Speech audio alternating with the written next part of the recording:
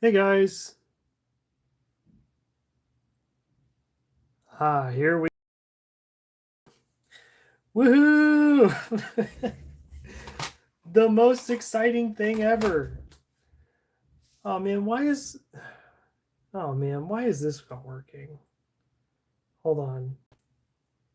I'm trying to see because I have it over here on my computer and we're looking like it is flipped for some reason, which is strange. Don't know how that's going on. So let me see here. Give me 1 second.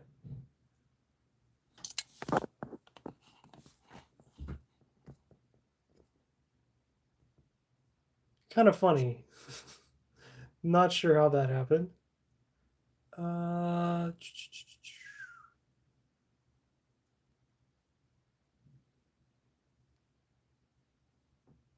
hmm.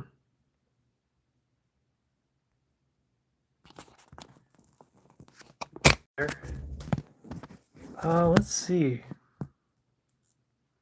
Yeah, so we're back, but why is it that it's like this? Hmm.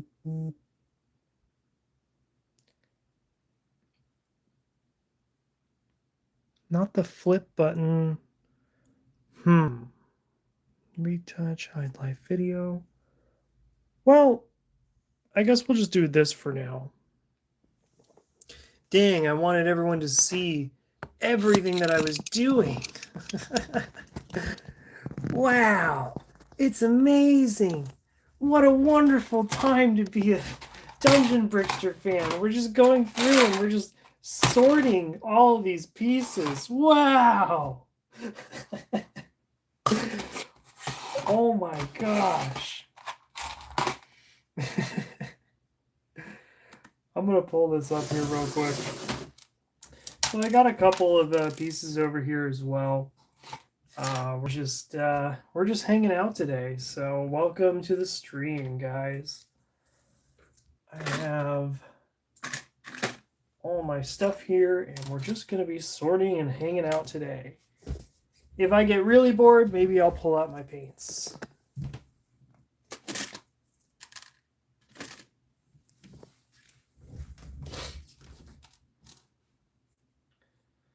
There we go. Hopefully everyone's doing well.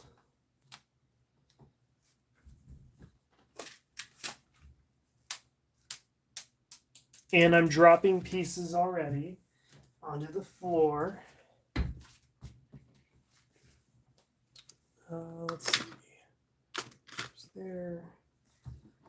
This goes here. Let's try and get a little bit of a better view here.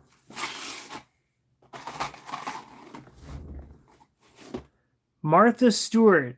Martha Stewart themselves is in the chat. Hi, Martha Stewart.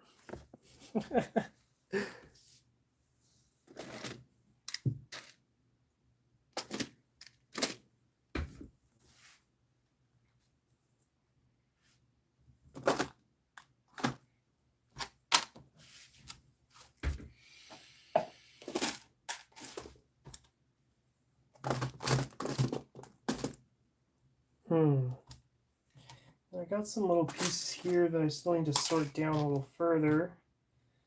Got some of this. Plants and Technic pins. Black pieces. And now these, I got a couple of these. These are the old dark gray and old light gray. I need to do something with those for sure. I do have a spot for them. It's kind of annoying to get to because I don't use them that often. So maybe I'll just keep those off to the side for now. Get like a smaller cup. Where are my cups? Oh, okay. Yeah.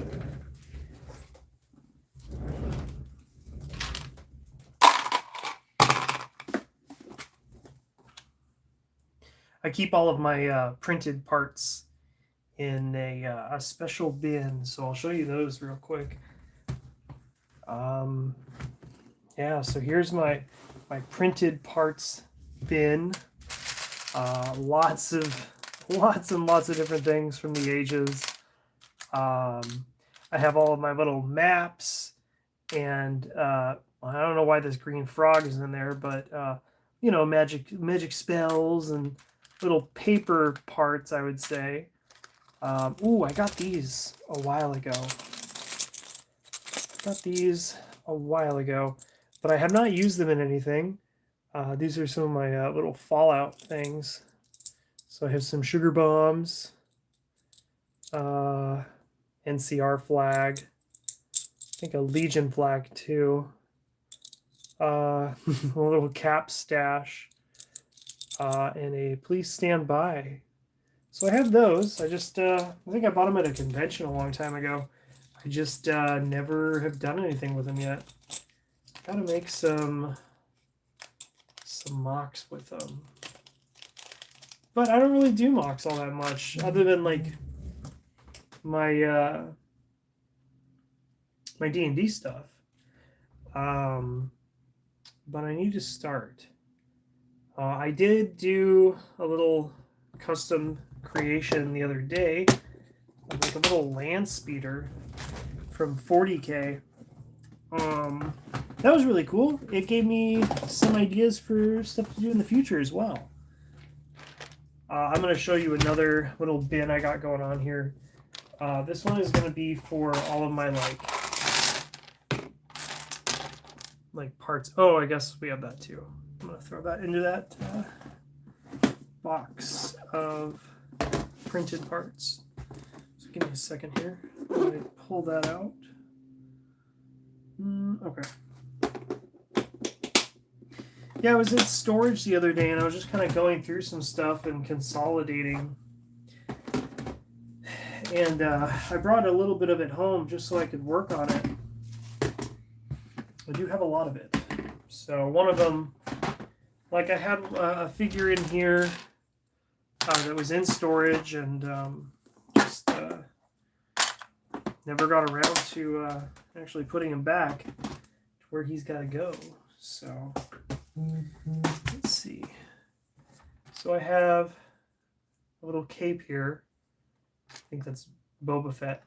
Unfortunately, this torso broke a while ago. I want to say that this is Scarlet Witch.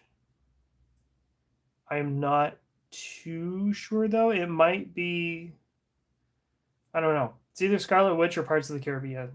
But yeah, that's broke. That is brokey broke.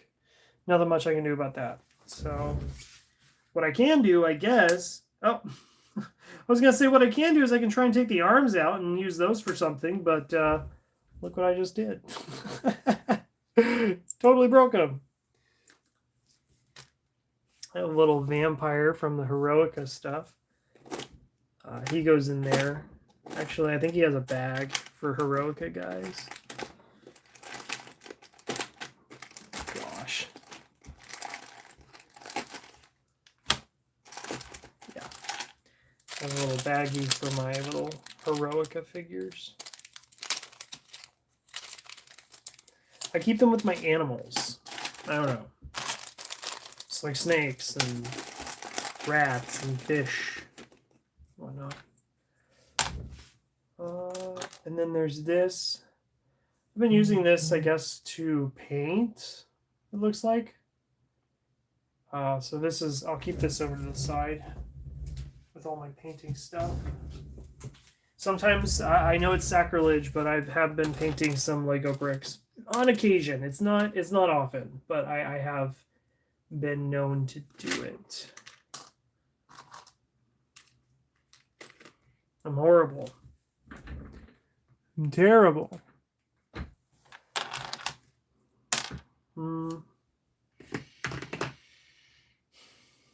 These little power blast things, I know I have a spot for them, but I can never remember where that spot is. It must be in Yeah, it's in the magic bin. So in my magic bin here, I have a lot of helmets for NPCs and player characters. I have armor for, you know, knights and whatnot. Here's that Power Blast bag. I thought I had a white version of one of these old classic masks, the old classic helmets. You know what? I'm going to go check that real quick. It's still going to be here. Let me just go check that. Because I think I know where it is, but I'm going to go check.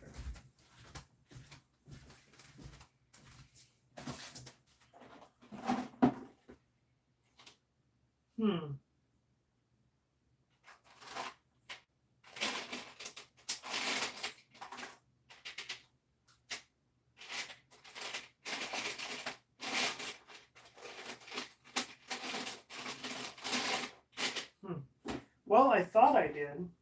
I thought I did. Guess I just have red and gray, which is fine.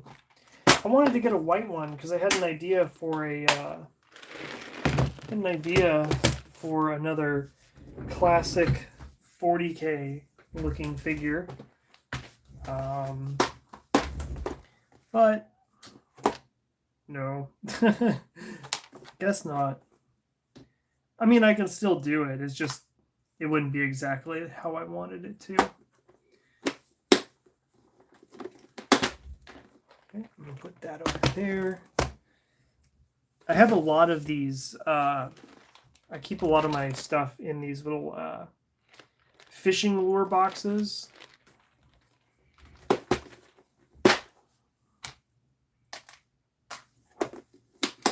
Very, very helpful for sure. Coffee cups. Coffee cups. I forget what happened with those. Where did I put food things? Oh man. I have a box full of some like terrain pieces. But I don't know if the food is still in there. I don't think it is. I think the food is in a different bin somewhere. Because it's not often that I use... Hey, Dad. Hello, Kobe Fuqua. So, yeah, I don't know where my little coffee cups are. One of my old friends bought me this surfboard. It's a Lego Cthulhu surfboard. I have my sig fig up here. And he's got the King Kahuka one, actually. It's custom King Kahuka surfboard. So yeah, I like the Cthulhu one, but I also like the King Kahuka one for sure too.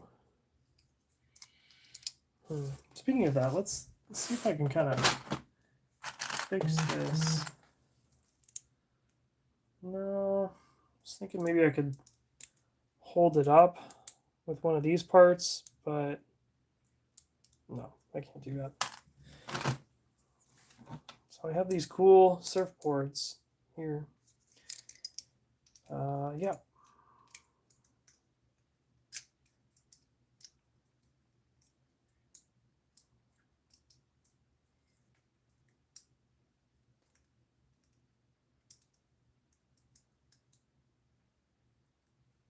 Sure, that's fine for now. That's fine for now. Now I just have like little weird pieces. So I have some gloves here, a like a club, and this blue head.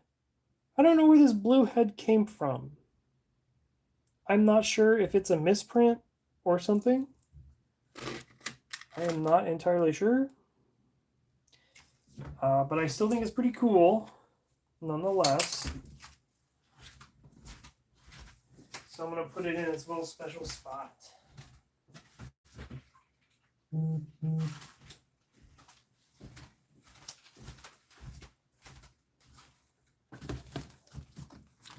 I have a bunch of capes. Lots of capes in my bag of capes. Some of them are custom, but most of them are not. It's just hard to find the ones you need. What color is that? That's like a greenish color. Greenish brown. There we go.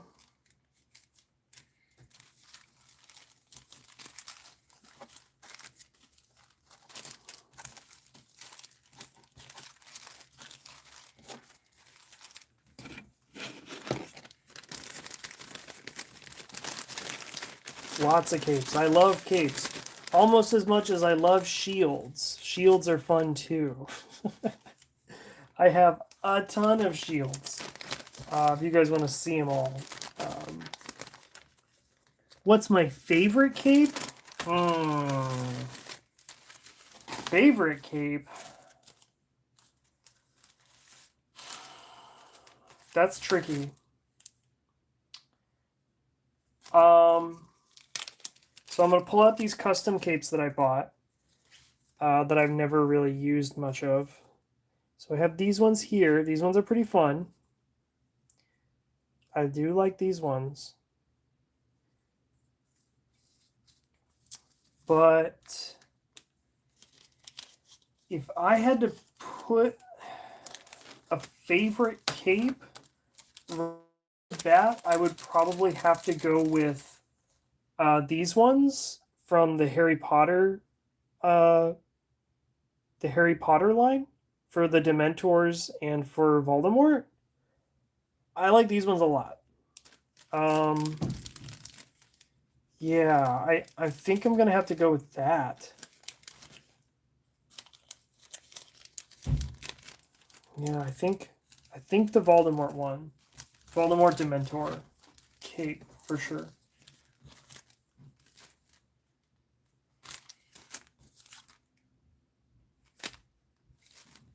Yeah.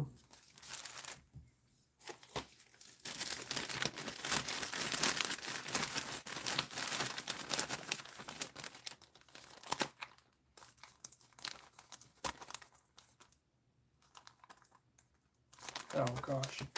I also have these funky Mega Bloks capes too.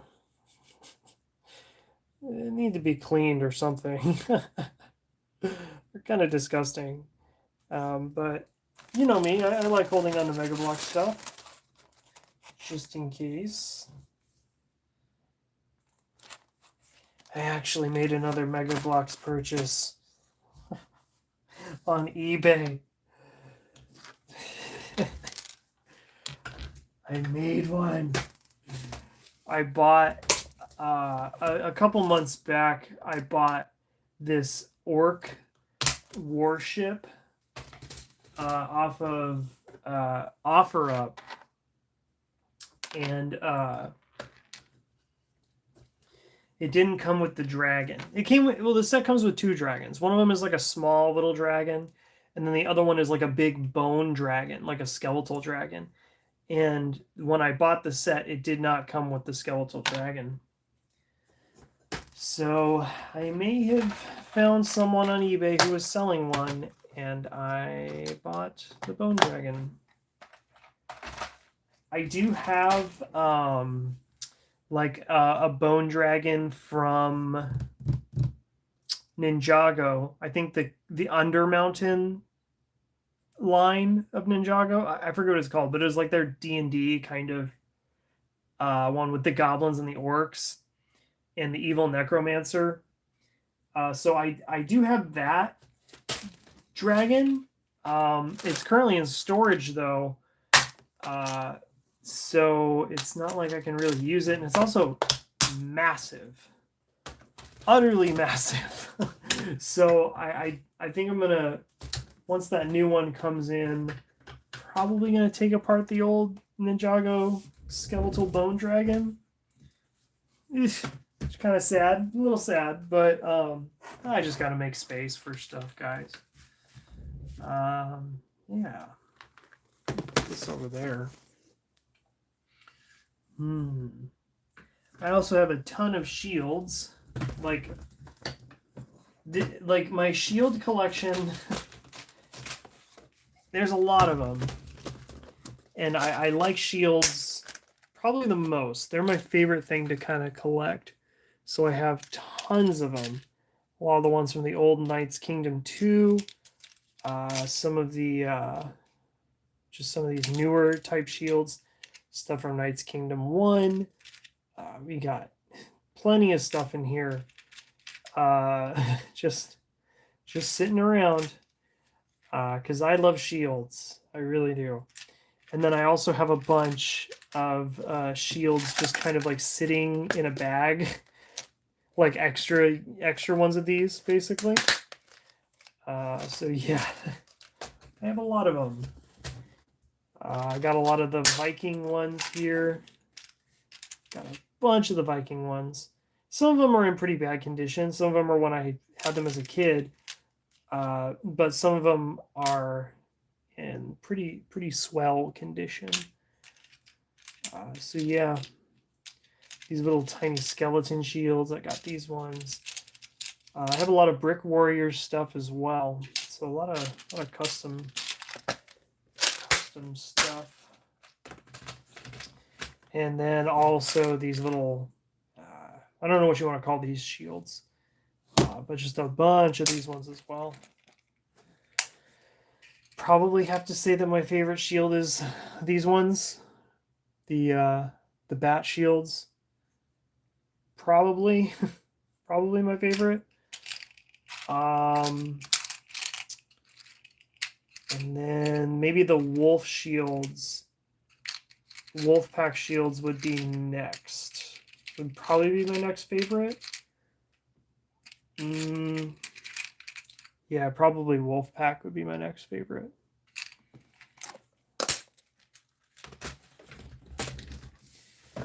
I thought that these no, I don't think those are kite shields. I think these are kite shields. Cuz they're so, I mean, they're not, it's either this is a kite shield or a tower shield. But aren't tower shields supposed to be like this? I thought this was a kite shield. And then I don't know what this kind of shield is. It's not Lego. It's like Brick Warriors. But this is definitely like a Spartan shield. It's even got a clippy for like a spear right there. And then these, I guess, I don't know if this would be called a kite shield as well. But I love shields. I also have a bunch of weapons as well. But a lot of them, as you can see, a lot of them are definitely like Mega Block. But like, you can't get better than this. Like, what is this? Look at these things. Just massive. I love them. But like this one, like, oh, it's so cool. You guys are sleeping on Mega Block's weapons. They're pretty cool, if I do say so myself. I mean, look at this club. Like, gosh, it's so cool.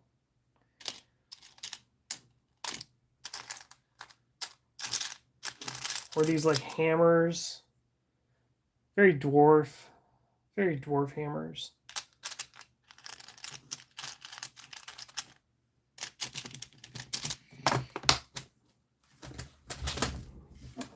All right.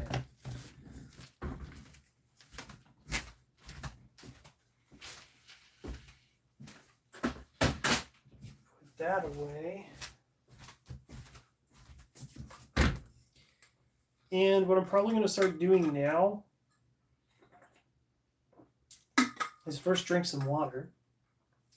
But I'm going to start sorting down this thing right here. It's just a bunch of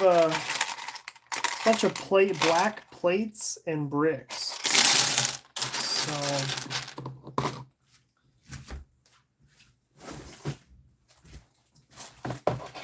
it's super annoying. What I have going on right now is I keep all of my, like, it's a temporary fix here, but I have a lot of my pieces in drawers, and then in those drawers I have them in bags. So it's a little annoying at the moment, but at least it's all sorted. At least I can say that. Kite shields are the taller round shield. The triangular ones are heater shields. Right. Okay, heater shields. Yes. So the small ones are heater shields. Okay.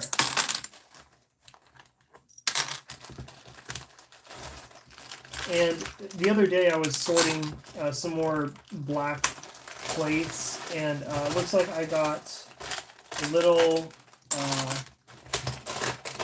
a little lazy with my sorting and just threw a bunch of them in here. So that's kind of the reason why I'm doing this today, is because I have a lot of stuff to sort. So yeah, we got a bunch of these. A lot of these things here. I think, no, it's not the right size. Not the right size.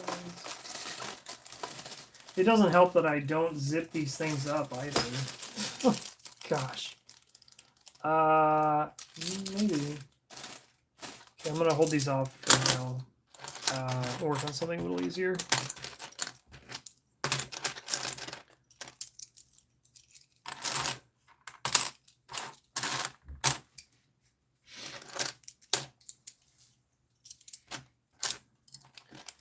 I was updating some of my, those skull bucklers you showed are bad to the bone.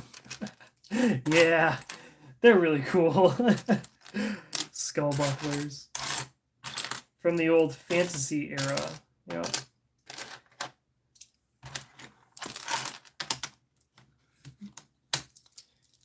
So I think I'm good. So I have a bunch of 1x8s and 1x6s. Let's see if I can find those. These are 1x10s.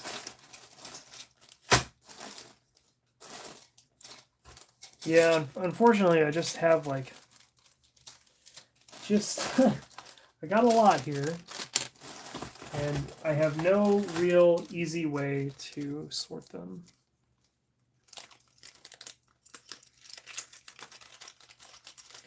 I'm basically busting at the seams here with Lego.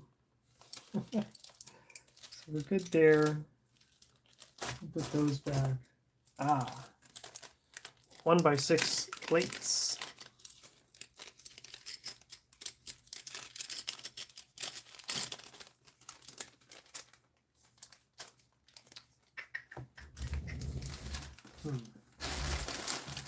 Maybe, I think I know what I'll do. I just need to start like sorting out like the things that I've touched and the things that I haven't. That makes it a little easier on me. So let's get these kind of out of the way.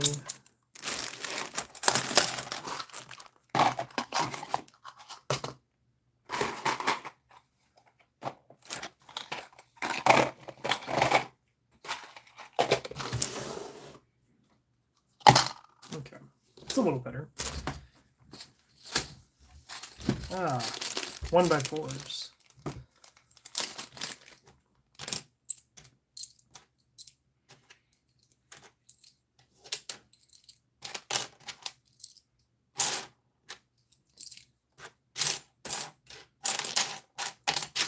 Yeah. Okay, 1x4s. These are this is kind of a strange bag. It's 1x2 plates and the 1x2 by 2. I don't know what you want to call it. It's the L plate. If that makes sense. So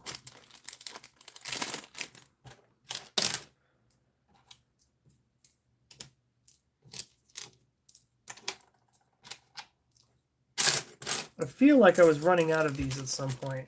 At least the 1x2s. But I have replenished my stocks. Ah. 4x6 plates. Okay.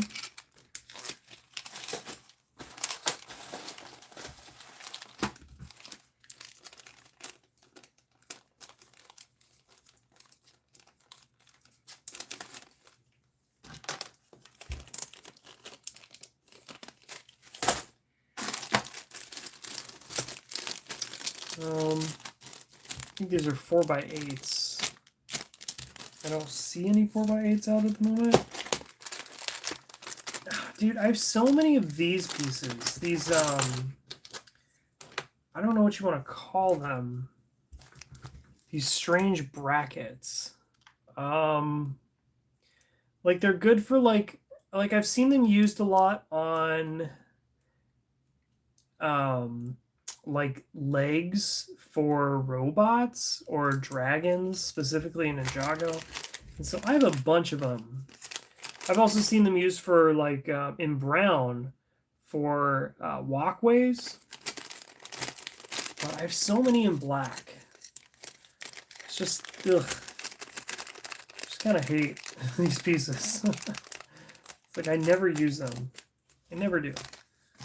Same with these weird pieces too. Look at these ones. These I'm gonna call them speeder bike chassis. That's how I know them as. I know that before they were speeder bikes, they were used for like buggies and whatnot in Lego City. But to me, this is a speeder bike chassis. So I have a lot of those too. And I don't know what to do with them. I wish I had like just a bin. Ninjago. Dude, I like Ninjago's.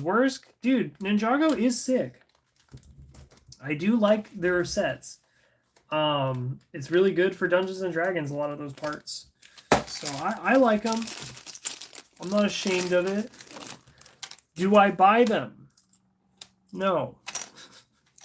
I don't think that I've bought a Lego set from a store in a long time. I was watching the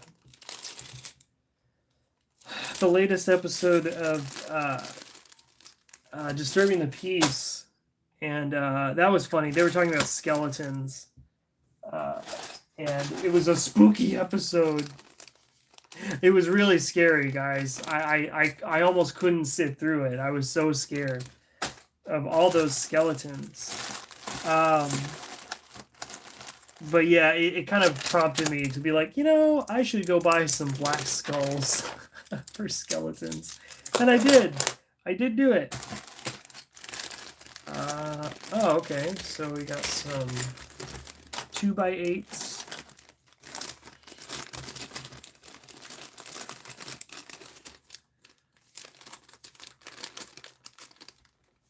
Bunch of 2x6s. 1, 2. So 2x6s. Just throw them in this bag.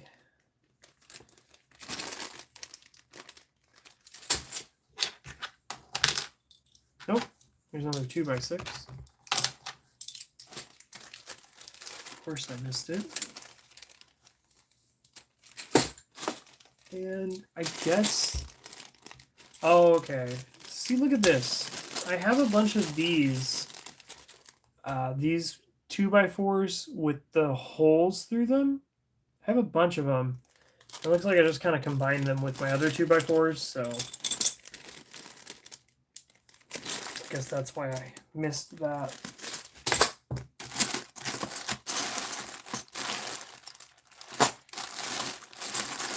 You know what's crazy?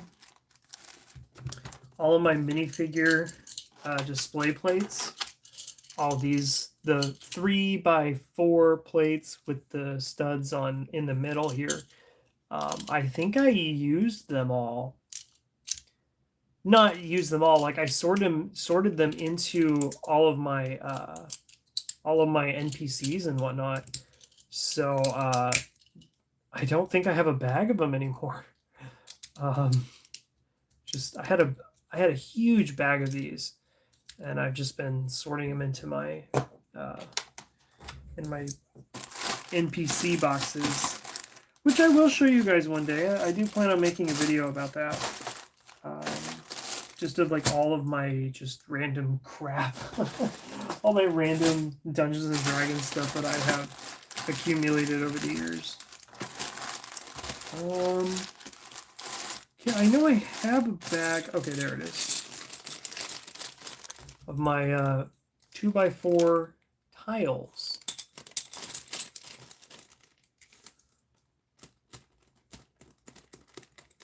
Okay. And then we got 1x3s and 2x3s, 1x10s. Let's see if I have a bag of 1x10s.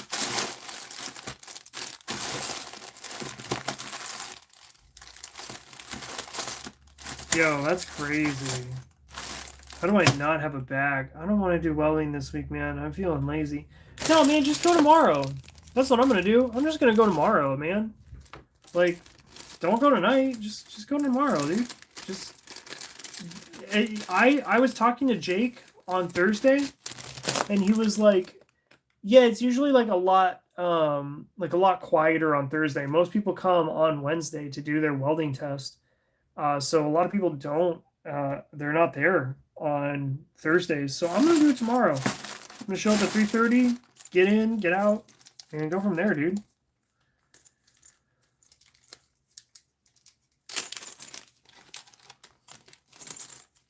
And then I think we just have the test, right? Am I crazy? Next week is just like finals?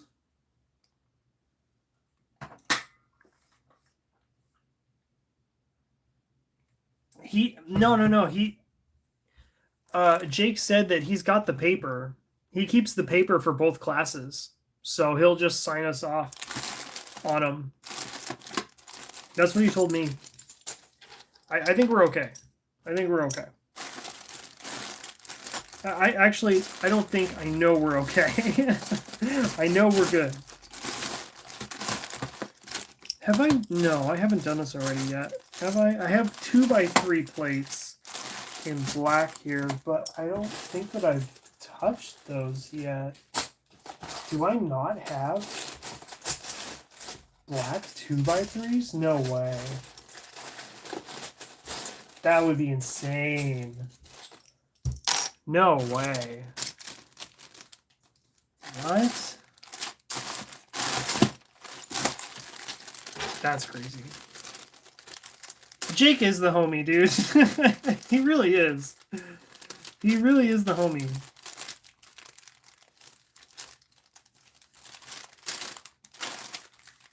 Yeah, Jake's class is pretty easy, dude. He always makes it pretty easy.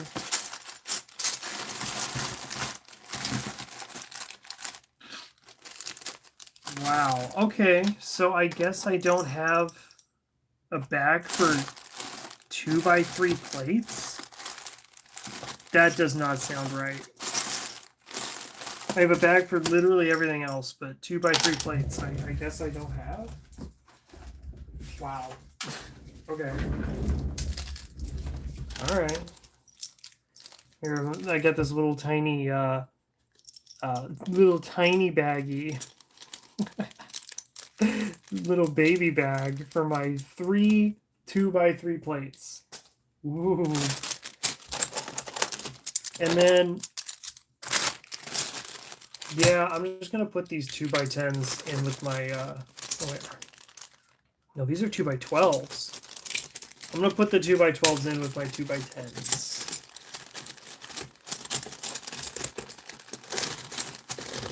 Alright.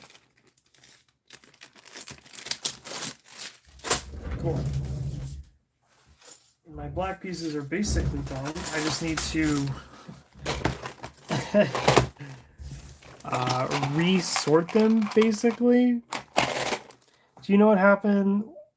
Do you happen to know what time class opens up tomorrow? Man, I think the same time. I think the same time. 330. I'm gonna go with that because Jake is always there. He's always there, kind of all day on Thursday. So I think 330. So yeah, I have these little drawers here. Sorry, not little drawers. They're big drawers, but they're kind of overflowing. So I just kind of have to shove it in there and try to finagle it back into its drawer set.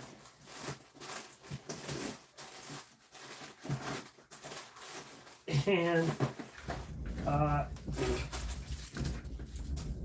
we're not going to talk about this one. We're not going to talk about this drawer. This one's pretty bad.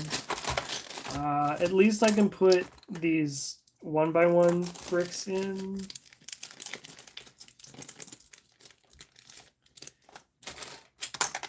We're just gonna kind of go like this, and yeah, we'll call it good. We'll call it good.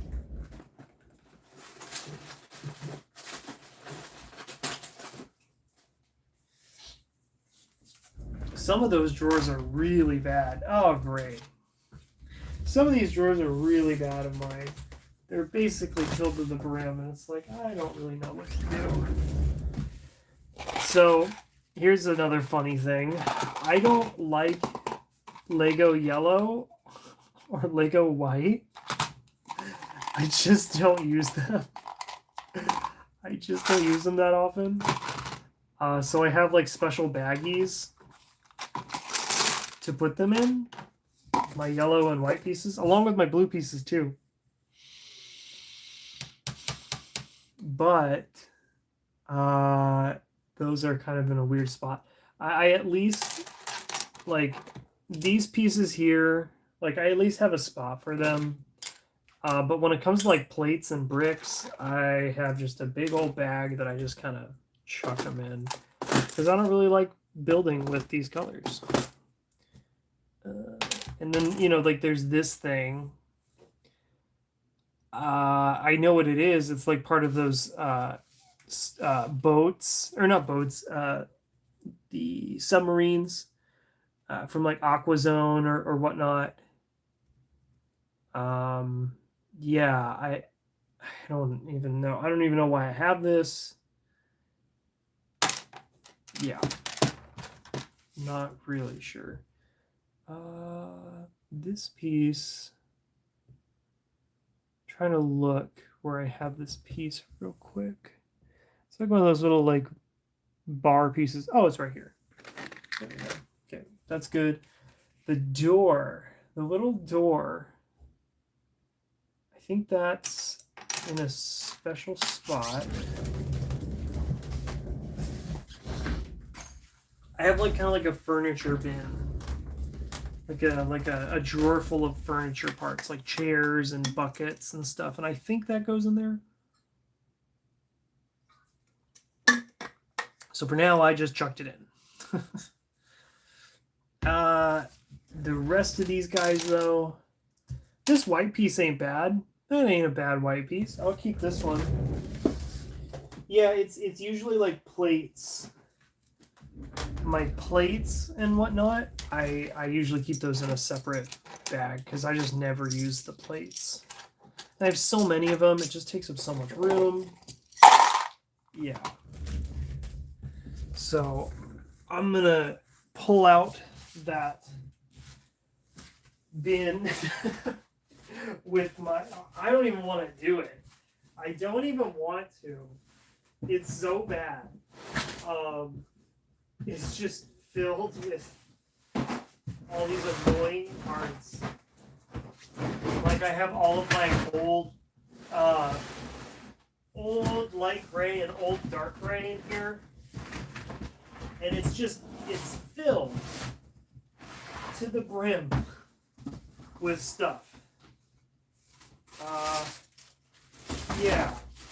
So let me show you. I have just so many like look at all this. This is how much I hate yellow. I just really hate building with it. Oh, that poor little blue piece. I don't know why that's in there, but yeah, I hate building with yellow and orange. I think it looks bad. I mean, what are you gonna do with yellow? What are you gonna do with it? You gonna make a submarine? At least orange, it's like, yeah, you can do like lava. But that's it? Like that's kind of it. Yeah. Yellow. I can't think of anything that would be good with yellow. Other than like a giraffe. Let's see. Make a yellow submarine like the Beatles. Piss yellow. You know what, man? There already is a Lego yellow submarine set. Did you know that?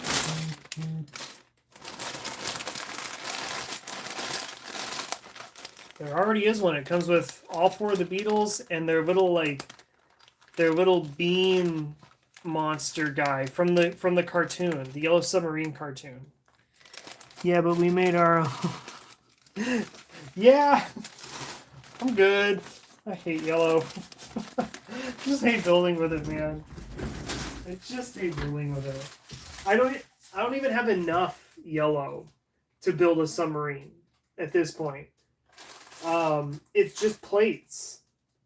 Like it's not even. I don't even have bricks. Like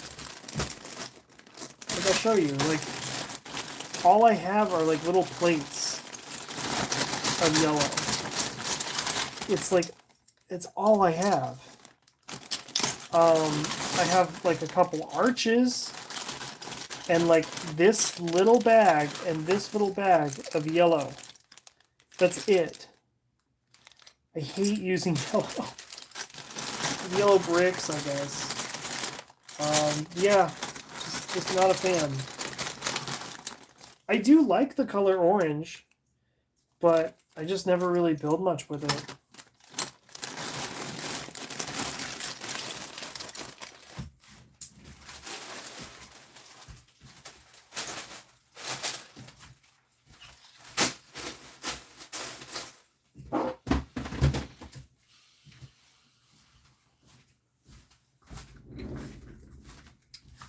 I also have gray. Now this is going to be an interesting one. I have some spider webs with the spider on it. Strange wheel. Axle. I'm going to call this back of speeder bike in gray. Yeah, just a bunch of really weird gray parts. So, yeah, or like these things. I don't even know if I have like wheels for these anymore.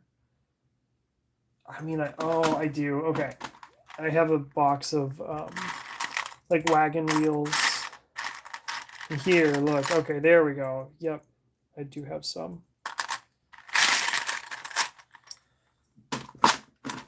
Oh, I guess I'll put this in there too. Even though I'll never use it. Then these are used for those little like you push it and then it fires off like a little round piece. Again, I just don't use them, but I don't know. I guess I'll hold on to it. It's better than just throwing it away. I don't know.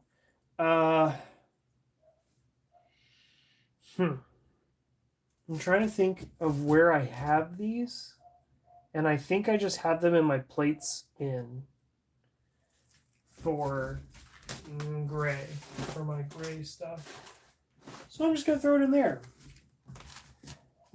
These are tank treads. I'm playing Lord of the Rings right now. I'm cosplaying as Frodo. Where's my lover Sam? That Lord of the Rings game is really good. It's one of the best. And it's really funny too. Such a good one. Have you seen anything about the new Lego Batman game?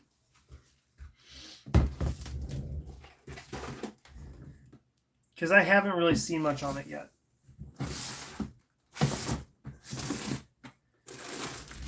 Okay, so here is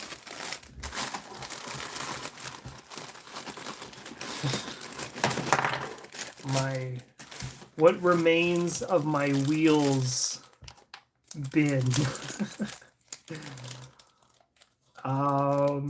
Yeah. I kind of got rid of a lot of my wheels a long time ago. Just because I really don't use them all that much. Yeah. I really don't use them.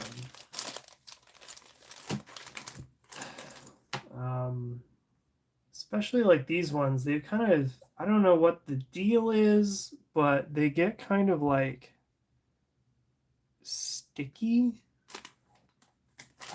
which is weird. I think I just want to like chuck them, but they're old, you see. Maybe I should just like wash them or something. Or I could Google why they're weird and oily. It's just kind of strange. Oh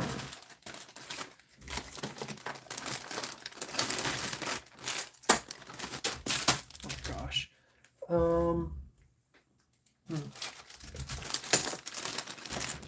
Where are my Indiana Jones wheels? My Johnny Thunder wheels and stuff. Oh, okay.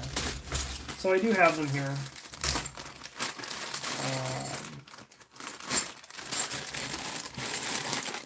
These are my favorite wheels right here. I have just a bunch of them. Favorite wheels. I love them. And all my axles and whatnot. Oh, interesting. Interesting. I have some of these wheels here.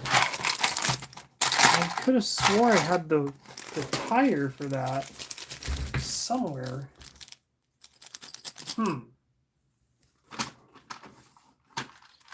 See, what I'm gonna do is I'm just gonna put these in here. And I know that I had the tire for it. But, you know, who knows where that went? I have no idea. Oh, it looks like I have some in here. I have some of them in here. That's fine. Okay. I don't remember putting them in here, though. That's the only part. I don't remember doing that. I have a bunch of tank treads, too. Like look at all these tank treads. Like, and I just can't get myself to get rid of them. I don't know why. I'm not sure.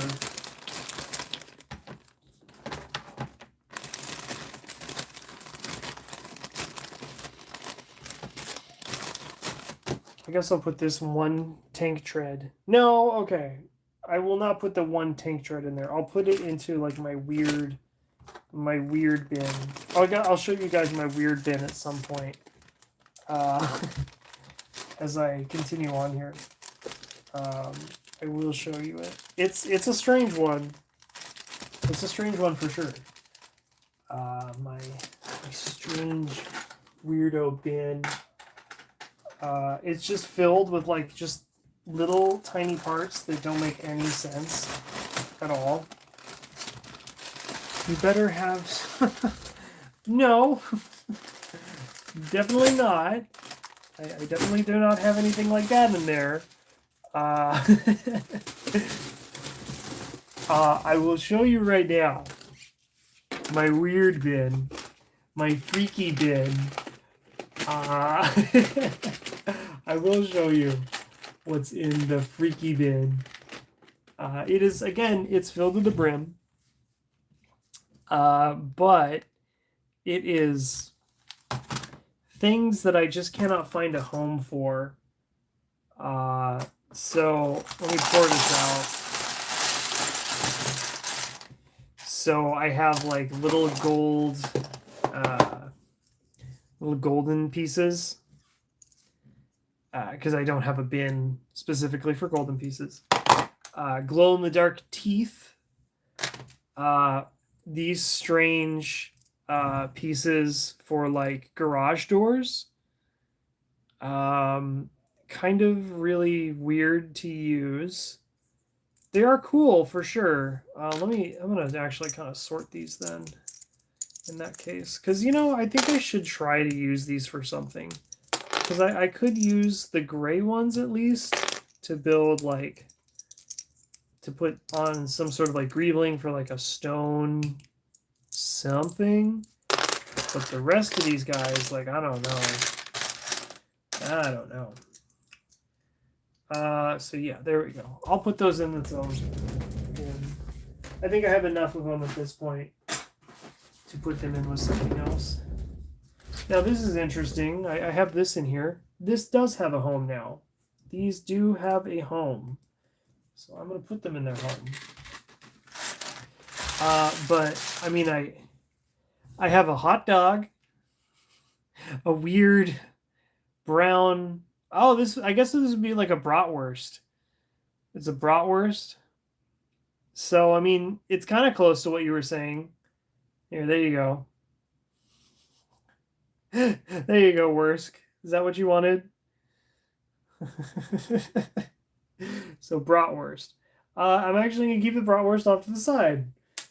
Because I need to probably put that in with my food bin.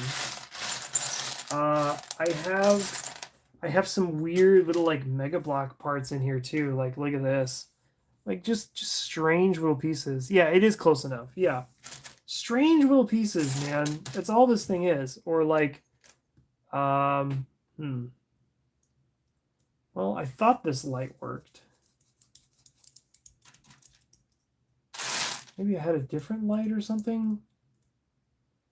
I know one of these had like a little insert where it wouldn't go off, but I guess this one's dead. That kind of sucks. So yeah, glow in the dark teeth, broom thingy, like a bristles for a broom. I should probably put these somewhere that's not in with my weird parts. Phones. I have little old phones in here. This piece, like, what even is this? I don't know what it is. I know it's not Lego. Speaking of disturbing the piece, this weird Dementor piece for his legs. The spooky piece. What else? Just some strange stuff in here. Rollerblades. Yeah, rollerblades.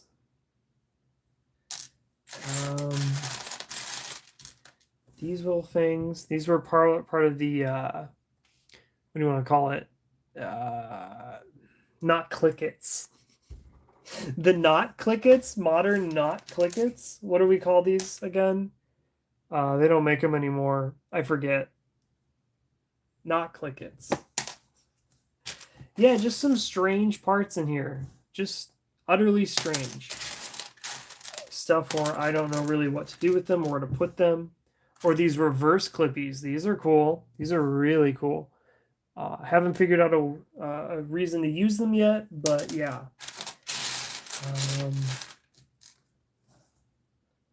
Some skis. Yeah, just kind of strange parts. Strange parts. I should put this in my treasure bin.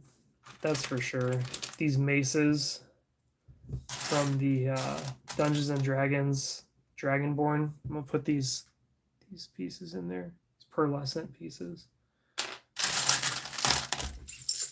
But yeah, other than that, just utterly strange parts.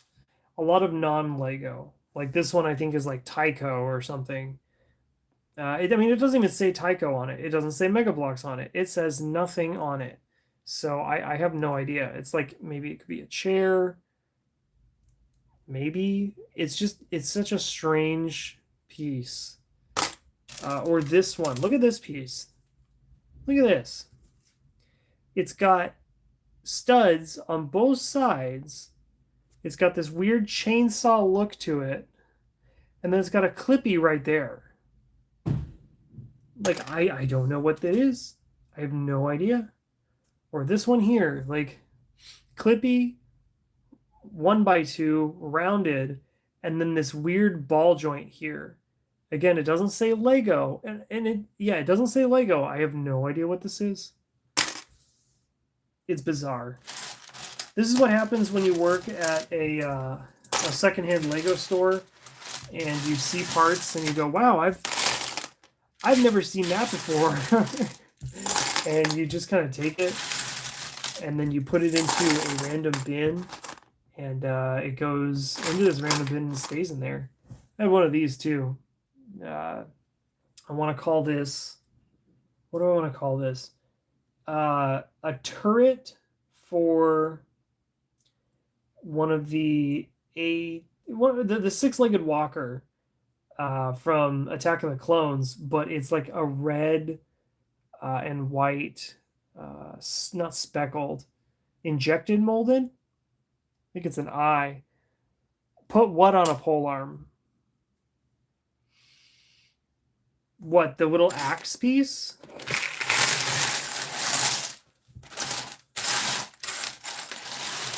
The little chainsaw axe? This thing?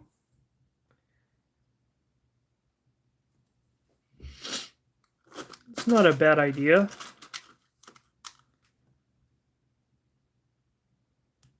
Oh, yeah, that's kind of cool. Huh. It's like a chainsaw thing. Interesting. Yeah, not a bad idea. Thanks, Alec. I always thought that it would be like I always imagined it as like a tread, some sort of like a tread for a snow speeder, or not a snow speeder, like a snowmobile. Duh. I always thought it was like a tread for a snowmobile. That's what it always reminded me of. But this is pretty cool too. That's cool. I'll keep that off to the side. Yeah, I can do something with that. Ooh, I also have some of these in here too. Back in the olden days, rounded 1x1 plates used to come on these little like sprues, which is insane. And so I have one of them on a sprue. Yeah, I just think it's interesting. Oh, I have another one here too in trans yellow. So yeah, very interesting. But they've, been on here for 40 plus years and never been taken off. I think in my old classic space sets, I do have some that are still complete with both of them on it. I think I do. I'm not sure. Oh, look at this one. Look at this piece. It looks like it could be like a torch or something. And then it has this piece right here. So like a little like a torch or something. It's really interesting for sure. Or maybe like part of a gun. Like I have no idea what this is, but it's really cool, I think. I just like really unique pieces that are not Lego. Or like I have this one too. Like I'm pretty sure that this has got to be Mega Bloks though. It's got to be. It has to be something from like Halo. It has to.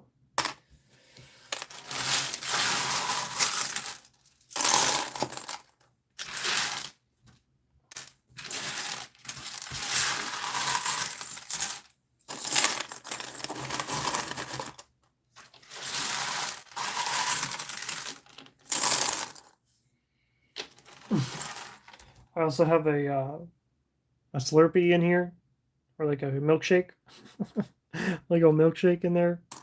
It should be in there with my foods. It should be in with my foods, but it's not. My foods bin is usually reserved for like medieval foods. not milkshakes.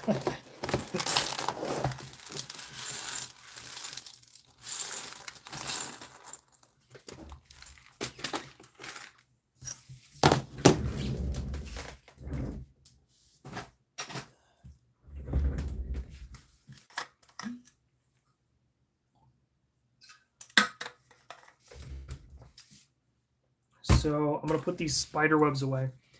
I keep my spider webs in with my my spiders, like my giant spiders that I use for D&D. So I keep them in a special bag.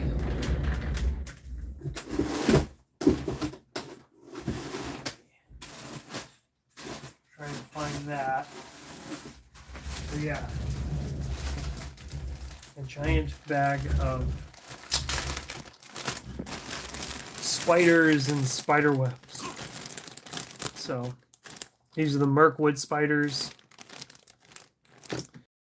from The Hobbit, I believe. And then I have some like Chima spiders in here too. Some Spider-Men. Not Spider-Man, Spider-Men. A man spider. I'm a man spider.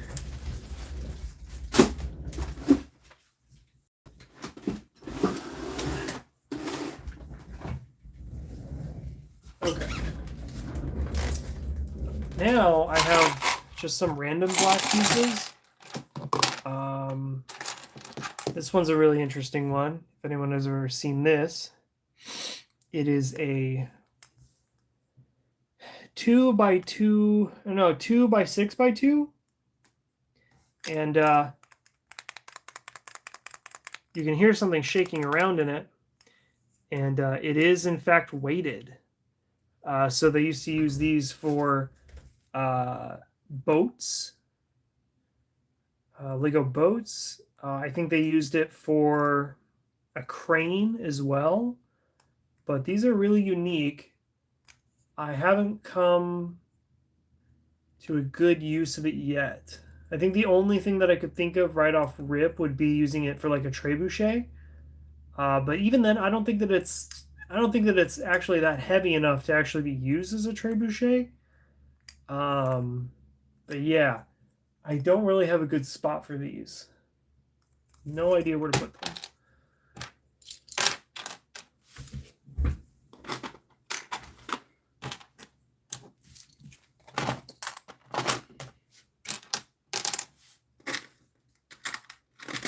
And another thing that I always forget is where to put these engine parts. These weird classic space engines. I can never remember where to put them. Even though I know that I have a spot for them, I never know where to put them. I think I have a classic bin of like random stuff. Yeah, I think I do. No. This is a really interesting piece, by the way. It's got, look at this. So you put a 9-volt battery in here, and you lock it up, and then there's these little metal bits right here, and you press down on this, and then it activates it.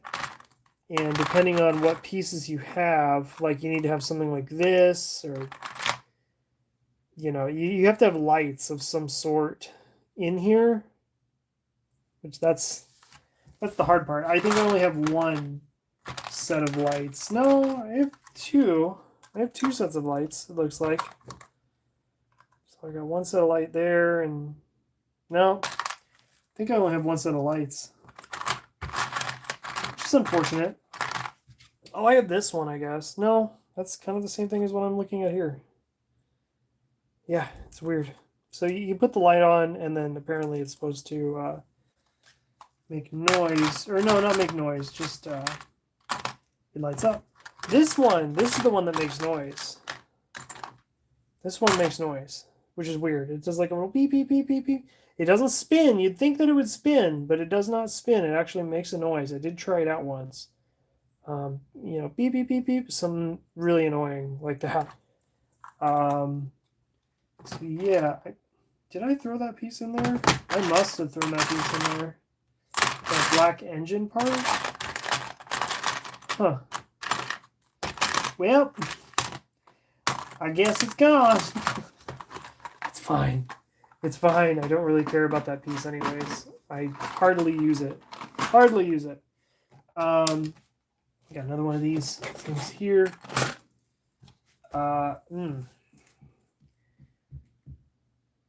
Speeder bike or motorcycle. Oh, okay. Handlebars. I keep them in this bin. It's a really weird bin. I'm letting you into my creative process right now, guys. And so yes, like I do have some bars in here, but I have like this guy. He is like, this is kind of like my robot bin, which is really weird that this is my robot bin. Kind of bizarre, I'm not gonna lie. It's a bizarre one. Ooh, I want to try something. There's the skeleton head from the what is it called? Skeleton head from the Dungeons and Dragons line. And wouldn't it be cool if we put that on here? That is kind of cool. I just gotta find the right arms and legs or something. Wow.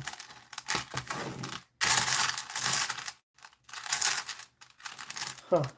I guess I don't have like any... Huh. Yeah, I guess... Well, I got that, but... Where are all my black skeleton legs? Oh, right here. Okay. Yeah.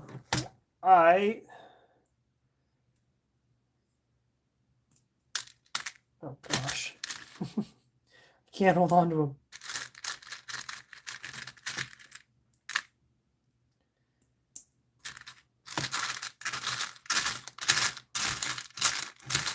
Then I have one of these legs as well.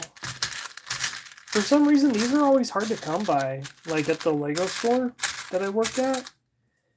Very strange. You'd think it would be easier, but nope, it's not.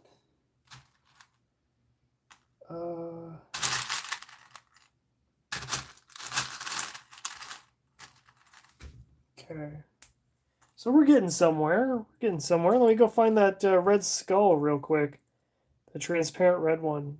This is interesting. Looks like some weird little imp. I like it. It's kind of cool.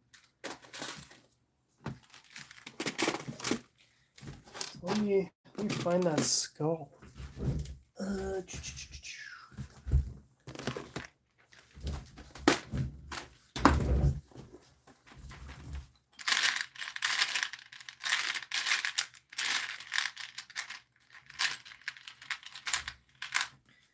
I guess I'm on a skull kick right now.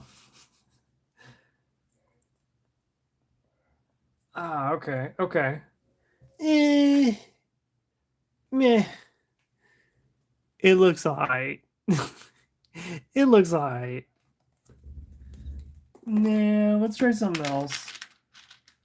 See, I know that this is what it was supposed, or something like that. This is what it was supposed to look like. This is what that demon or something. I don't know. The demon from that one ghost movie that we don't talk about. That Ghostbusters movie. Yeah, that looks kind of cool. That's kind of sick.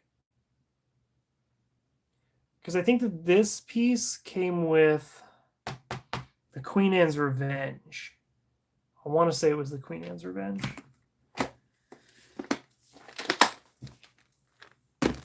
But that's kind of cool. I don't know. I like it. I don't know. That's how we roll here. We just do things off the cuff. So lame. Where did my wagon wheels go? Wagon wheels. 1x2 plates or tiles. 1x1 black pieces. These weird hinge, finger hinges. There. I want to put this with my skeletons because I have some pretty cool skeletons that I've just never. I've always had the idea to make them a little cooler, but I've never taken the time to actually do it. So I'll show you guys what I was thinking for these guys. Wanted to give them little booties. So I think that looks kind of cool. Some of my skeletons for my D&D games. Little boots. I think that's kind of cool.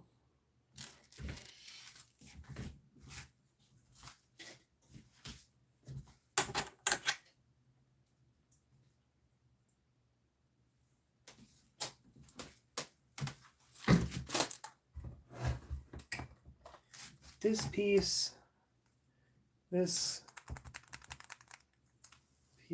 I'm just going to put it with my other weird old parts. Not my current weird old parts, or current weird parts, just old weird parts like that electrical 9-volt one.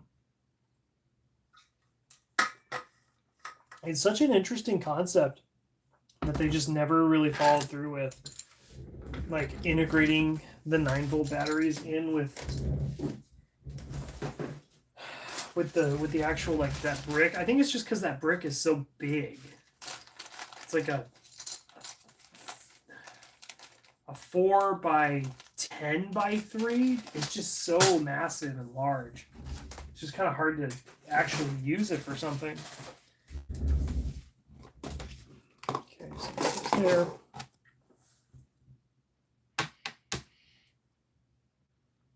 I have no idea where these go. Just no idea.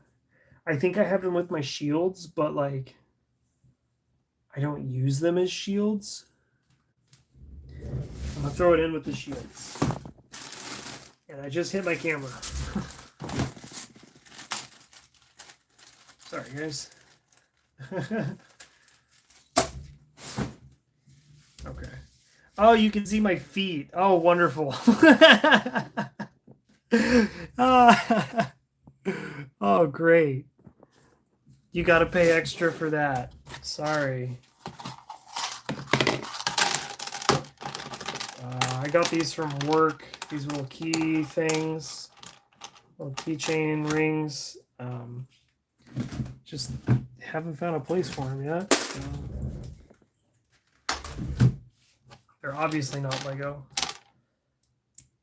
These, I want to keep them somewhere. Yeah. And then there's this too.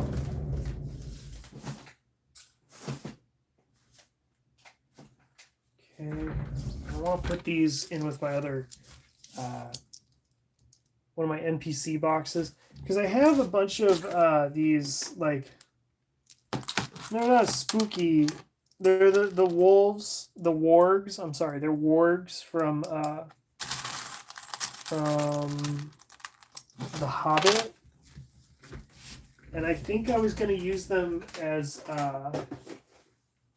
hellhounds or something like that for a section of my D&D stuff. So yeah, so I'll show you guys. I had like here, so look, so here's like a hellhound. It's really stupid looking, but it's just like, just to give my friends like an idea. Yeah, it's a burning dog. So, and then I had a brown one too, but that's okay.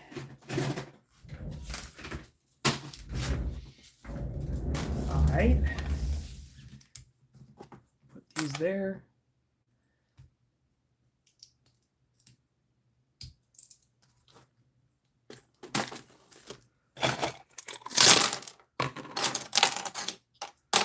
Oh, gosh, I don't know what I'm gonna do with this.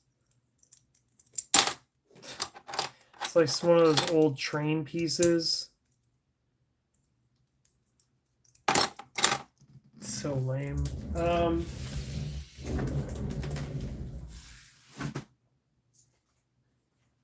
Actually, if it's around, I will show you guys something interesting. I just need to find it. I don't know if it's like around here, but it was this like old piece that could like get cranked up, and it was on like a little windy, like you could wind it up somehow, and then it would actually move. Oh, here it is. I did find it. But like you have to have a specialized piece for it, and I don't know where that specialized piece is.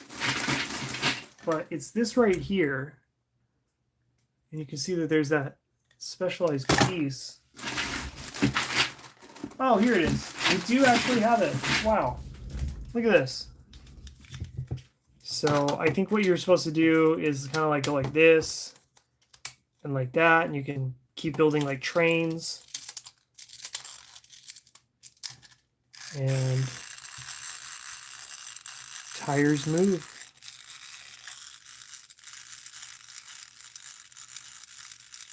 It's obviously really old though, so I don't want to like. I don't want to crank it too much, because I don't know, like, I don't know how well this thing would do. So I'm gonna try it out here real quick. So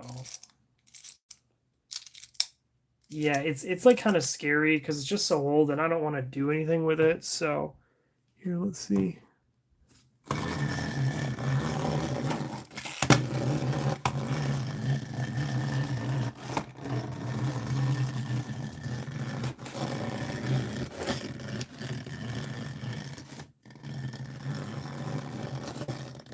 Such a weird little thing.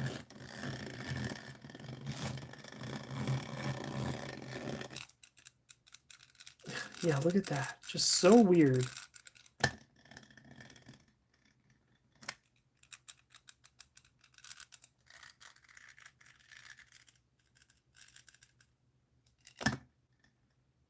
Because I have the, I do have the Rocket Racer,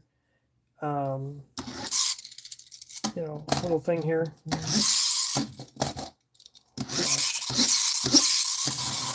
Yeah, I have that. Oh.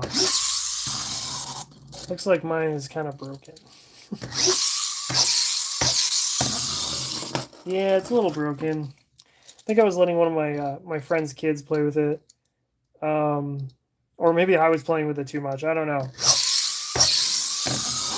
Yeah. It could just be like really slippery. Like, I don't know. But yeah, what a weird little piece. And like this piece doesn't come off. It's just very strange. You got this key here.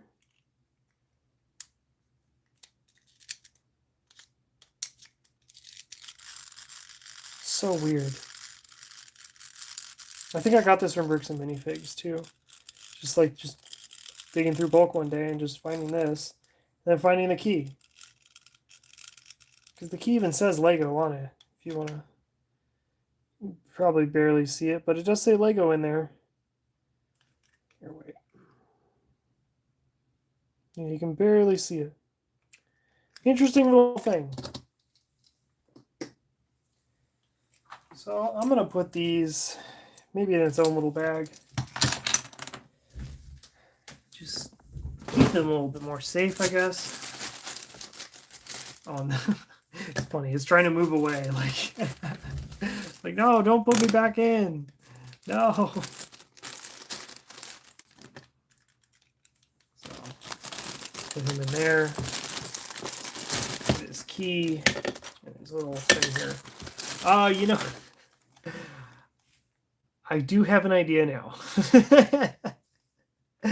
I do have an idea for what I can do with this. And Yeah, I think I will. I think I'll hold off on it. I won't tell you what it is yet, but I do have an idea. The yellow and the red really gave me an idea.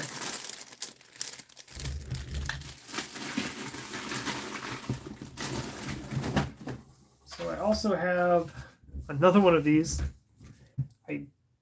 I could not tell you where that black one went.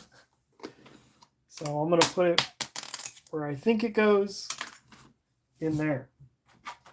And I have like these little parts here. And I have no clue where these would go.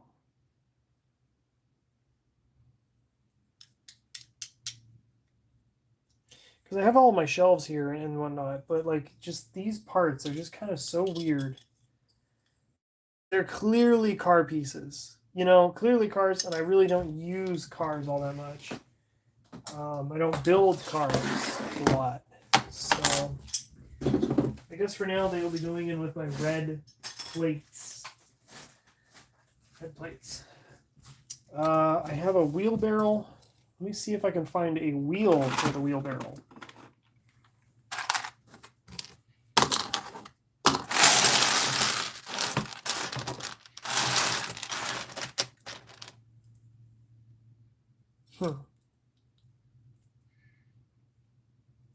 Come on. I'm a little afraid because this piece is really old.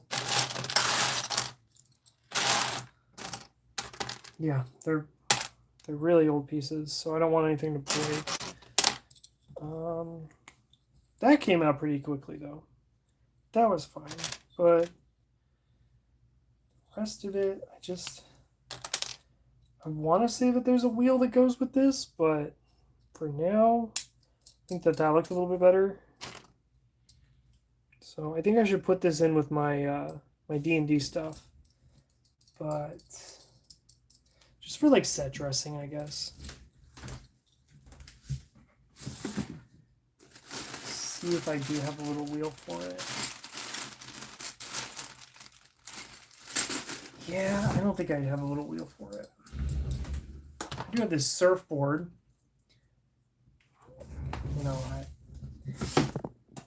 I just don't use surfboards that often. So sorry I hit the camera again.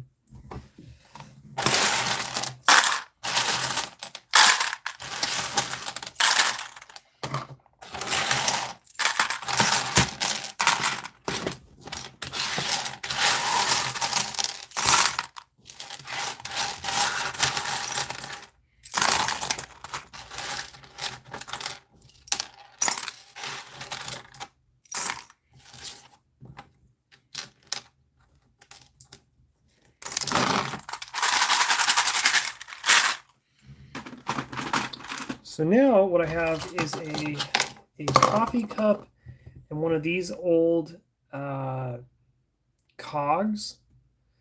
Now I do have a bag of these cogs in storage. These old cogs from like maybe the 60s or 70s. I'm not really too sure when these came out. I've always thought they were interesting, but I've never used them for anything.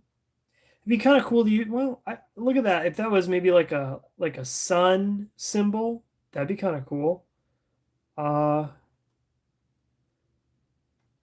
to look on the inside here. There's like something metallic in there. That's weird. I don't know if you guys can see it, but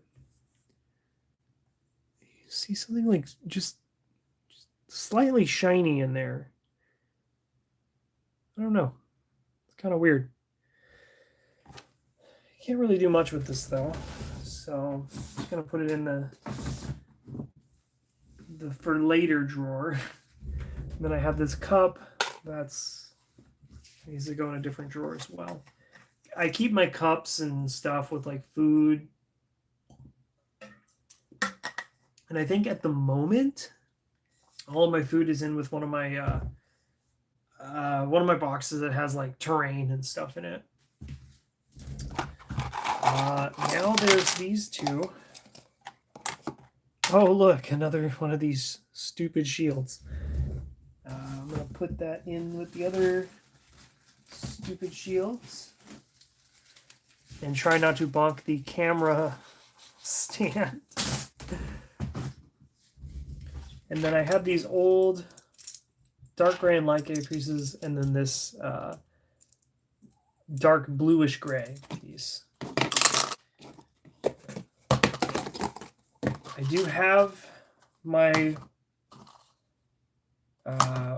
old gray bin out at the moment, but it is very similar. It's a very similar situation to what's going on with like my black bin.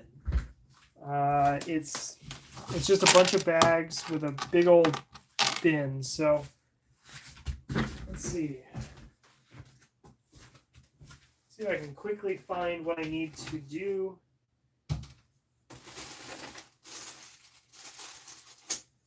No. I'm looking at it and I'm going, yeah, no, I don't really see all that much. So I'm going to be lazy. I have this bin here of just like random parts. There we go. Super lazy.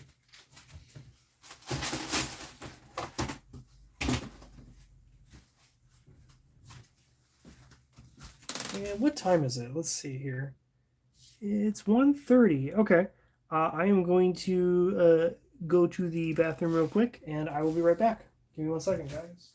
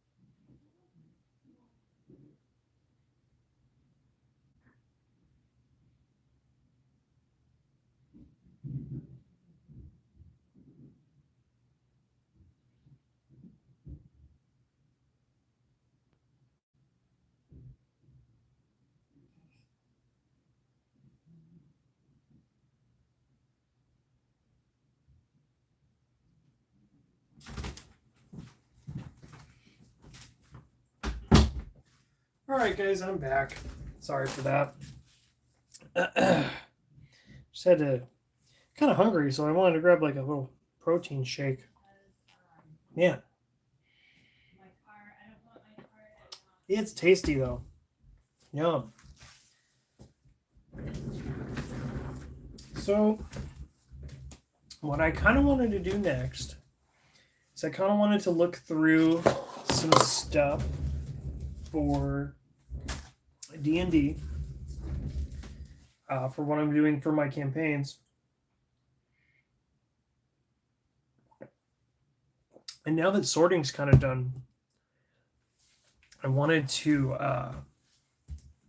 maybe go through some of the stuff and see if there's anything that I need to like build for my next session. Currently, my players are, well, in the Hoard of the Dragon Queen campaign, they are currently in this tower that is in this swamp, and there's these like necromancers that are in the tower, and so I need to kind of see if I need to build anything for that. So there's barracks, there's a hallway.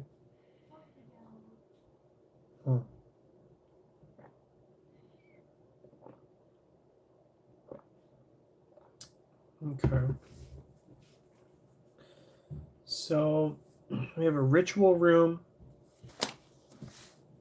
I have a hallway and a guard room, which I think is right there. Priest's chambers, barracks, a guardian room. Yeah, I can do that. Then we got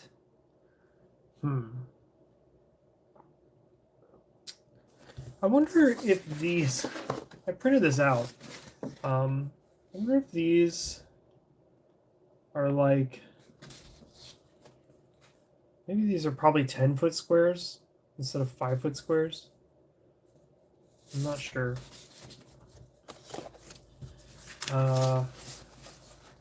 Guardian room.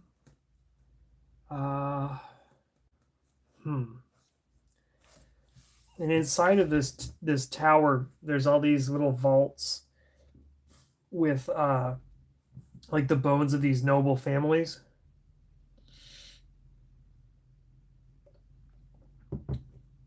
And they all have like family crests over their I don't know what you want to call it, their crypts, I would say. So I guess I don't really need anything for this room because I kind of already have most of that stuff. I have a lot of little like coffins and whatnot. A lot of coffins and treasure, hoards. I have all that stuff. But I could do something fun. I could use these to build like a little treasure hoard, because these are cool. And I don't really get to use them for much, unfortunately. They're kind of like weirdly lacquered, like drum lacquered chrome. And the ones that I have are really busted. They're busted, these 2x4s at least. I don't exactly know what they came with. I think they were like special bricks. Like commemorative bricks for like the 50-year anniversary of Lego. The 2x2s, I'm not sure. But the 2x4s were definitely like commemorative bricks.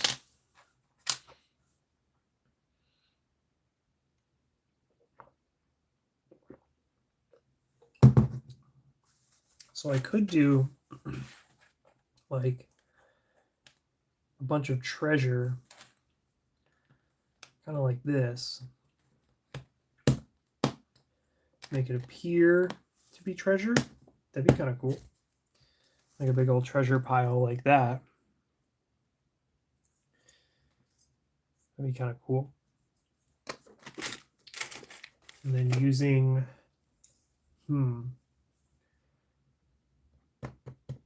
trying to think here. where would I have all of my treasure coins? I do have them in here.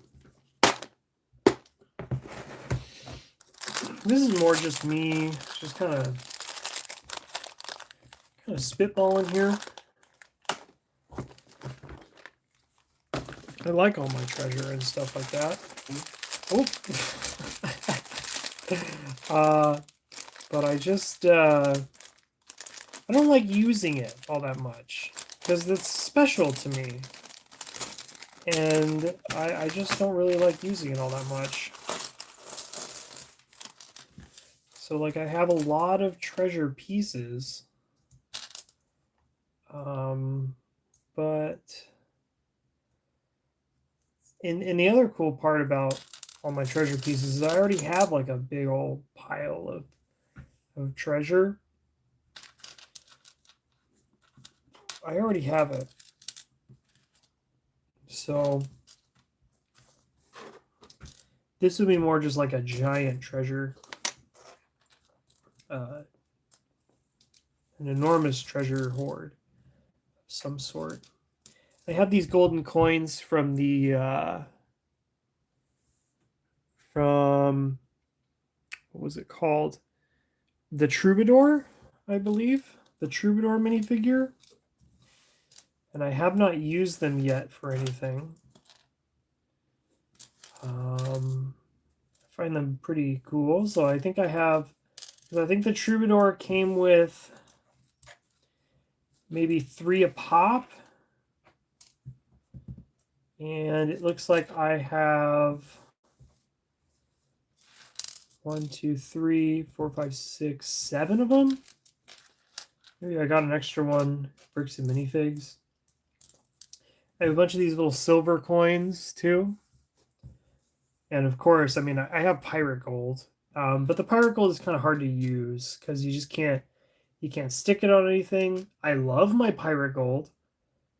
It's one of my favorite things ever, but it's just kind of hard to use. I have this coin as well. It's kind of hard to tell what it is, but it's like a girl with a ponytail. Make sure nothing gets lost forever here. I have some compasses. So yeah, that is one thing I can do. I also have like a lot of cups as well. Cups and gold bars, things like that. Also have the golden the golden baby T-Rex, as well as the golden fertility idol from Indiana Jones.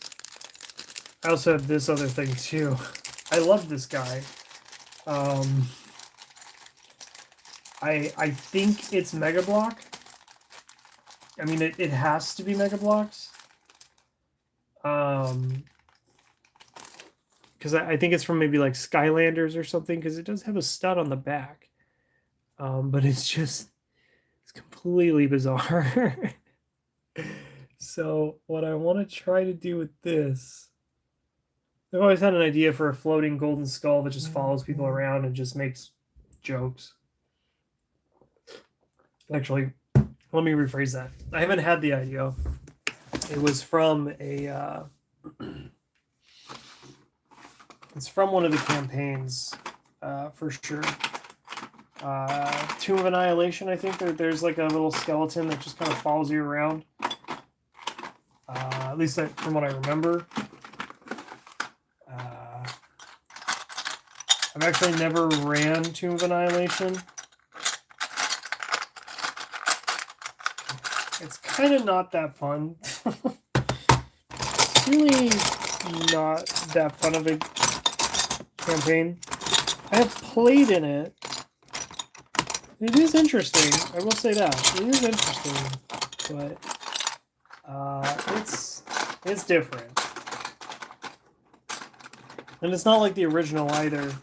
The Tomb of Horrors. It's not like that either. So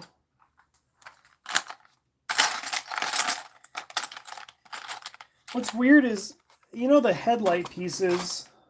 I'm going to pull them out here real quick. Oh, there it is. The headlight piece. That's what I was looking. I was looking for this specific headlight piece. Oh, of course. Of course it doesn't fit. I was like, oh, I'm just going to hook it there and then he can just float around. But that doesn't work. So I know what I will do with this. I'll just use one of those jumping pieces, I'm going to call it. Those, like, it's not a piece for jumping. It's just like a piece that makes it look like your Lego figure is jumping. I think it kind of debuted in those Marvel minifigures, or maybe the Batman ones. I'm not sure. So that's one thing that I could do. Do that.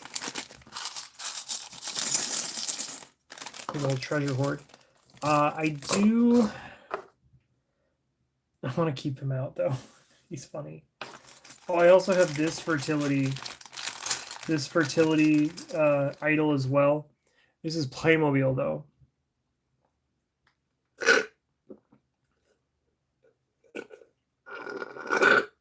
Sorry, I'm just finishing off my drink here.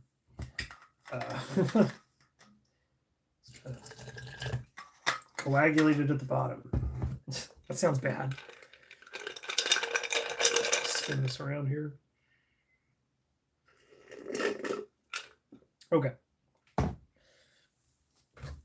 So I think I'm just going to put this off to the side for now. I don't really want to work on that. But I do want to fix this. A little floating skeleton guy here. He's funny. I've always had the idea for him, but I've never actually like done anything to get it started. So we'll get these little jumping parts. Action pose, I'm going to call them. The action pose pieces. And I think I'm going to need 2 of them.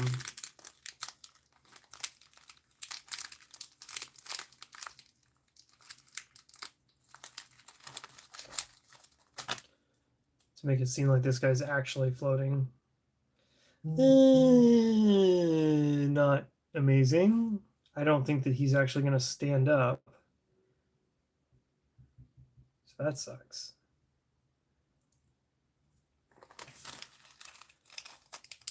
Let me go back to my original idea here for a second.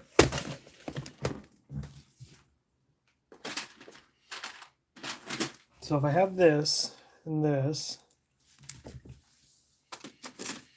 you get just like a transparent piece. Maybe this will work. Yeah, there we go.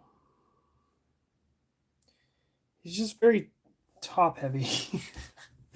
Just very top heavy. We'll see if he can actually hold himself up. I think he will be able to hold himself up, actually. Let's see. If I get the right base, I think he'll be all right.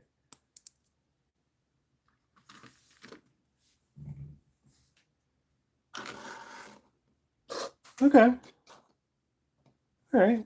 So he can hold himself up. Cool. Yeah, I've always had this idea for this annoying little skeleton that follows you around, but just never done it.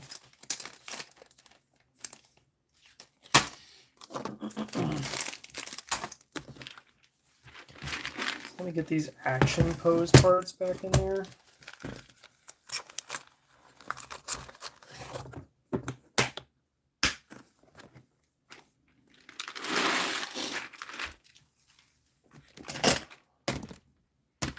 And whenever I get my players to make their own custom character, I never give them this one to work with, because it's usually just filled with treasure or magic items or kind of weird things for me to use.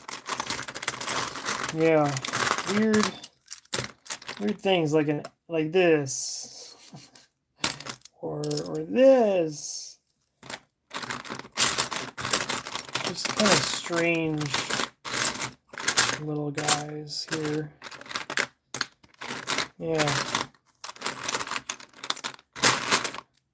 Don't get to use this one that often. Or this tree thing here. I have seen this used a couple times for like kind of like treant kind of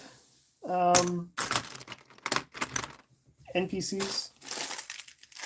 I really like that idea. That one's really cool. But I've also seen people use, you know, Groot for it as well. I like this one a little bit better. And get some Jawa eyes in there, you know? Some little Jawa eyes. I think it's really cute. It's gotta be one of my favorites.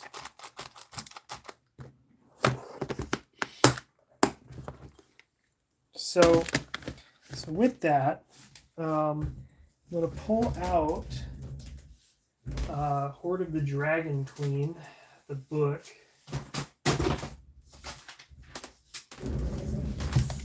And they're at Castle Neritar right now. And for sure, they will be going beneath the castle. So we have the entry cavern.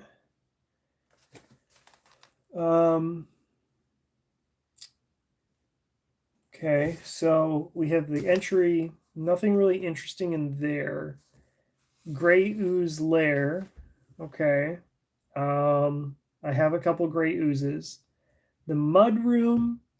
The mud room of the floor. Blah, blah, blah, blah. 2 bullywugs live there. Okay. Centipede Lair. They're frightened away by torches, but lanterns, candles, and light don't bother them.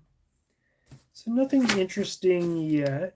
Empty Chamber, the Frog Lake, which is number 6.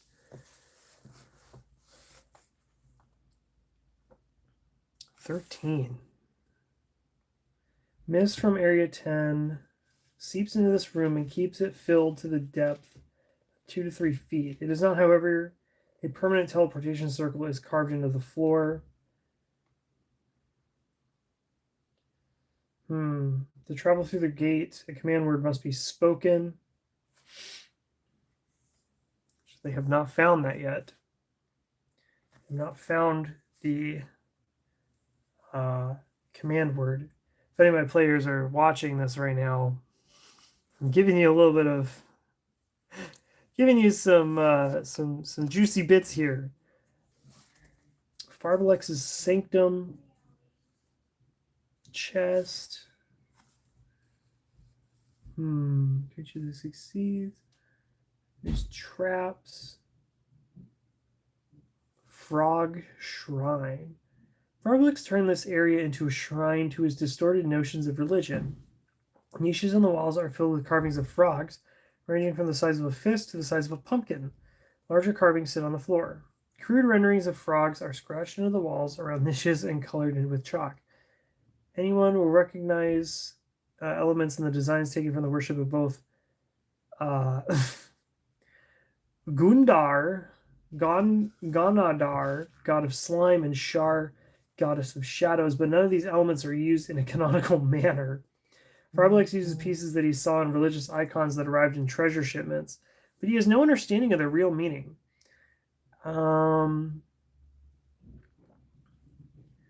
With a successful religion check, a character also sees indications that Ramenos is venerated here. Ramenos is an ancient entity now believed to be in a deep slumber. As far as the character is aware, Ramenos was a god of one or more ancient creator races, more than a legend. So really just kind of weird frog shrines. That'd be fun. So that's an idea. There's a crane. I have an idea for the crane. That'll be cool. There was this Mega Bloks orc set that I bought where it's like an orc village for the old Dragons line. And there is a crane that comes with it. And it's pretty big. I do like it. So we have the crane right there.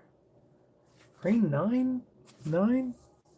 The ledge dividing areas 9 and 10 is a 15-foot drop. A wooden crank-powered crane has been set up there for lowering heavy crates of treasure down to area 10.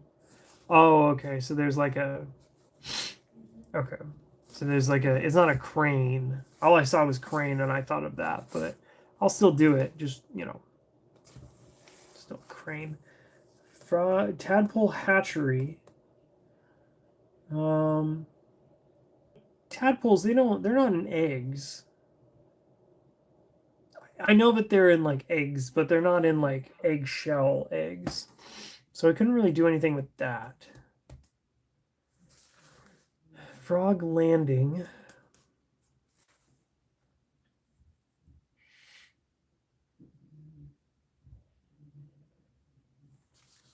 Bones of larger animals brought here by the bullywugs and fed to the frogs also litter the ground. Most disturbing of all three sets of iron shackles anchored to the stone with human elf dwarfs and halfling bones. So they're just kind of letting people die here. Wonderful. Okay. Frog landing. There's as many as 12 giant frogs, plus up to 5 bullywugs. Huh. The frog lake. So I can build some stuff for the frog shrine. Hi, Brickholder. How you doing? Sorry, I didn't see that.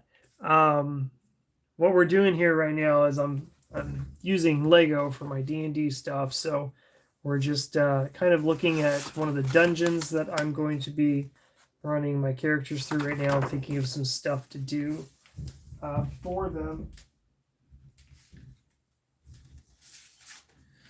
So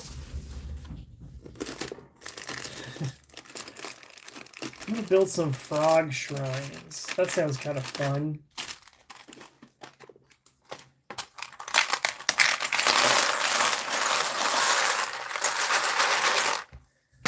Move my book out of the way.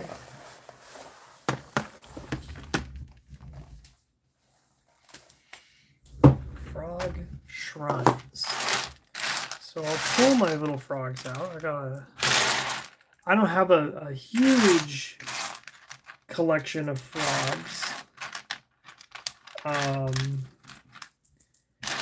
only have a couple. So for example, I have a lot of green ones, some pink ones, some yellow ones, a brown one, a brown frog. Oh, another brown frog. And I thought that I had some gray frogs too. Oh yeah, I do have a couple. Like I have one gray frog. That's about it. I'm trying to think.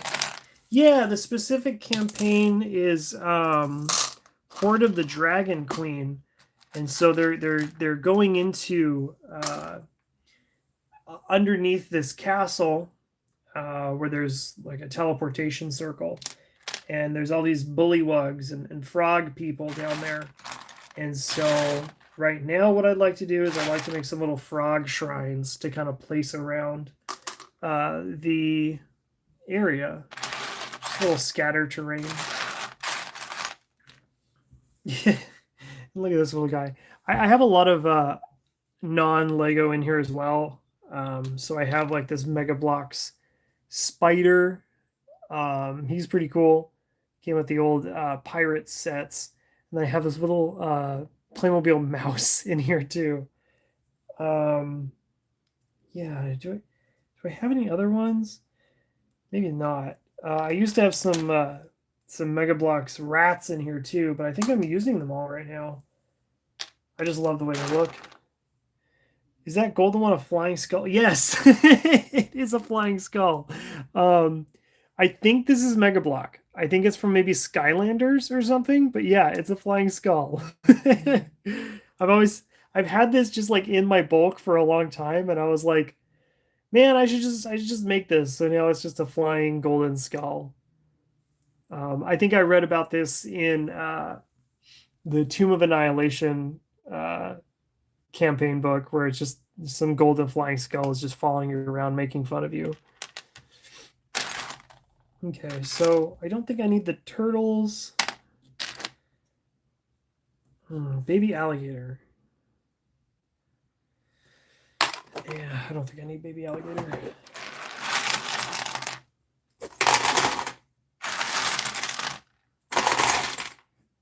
Oh, and I did get the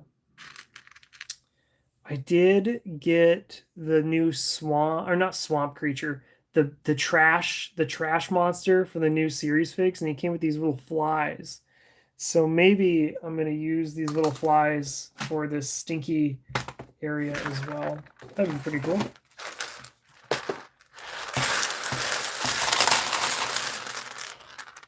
Oh, these beetles. I should use these beetles for something. Maybe like an Egyptian thing. Whenever I think of beetles, I think of the scarabs from the Mummy movie. Those kind of scared me as a kid. Oh, and here's the little Mega Bloks of rat.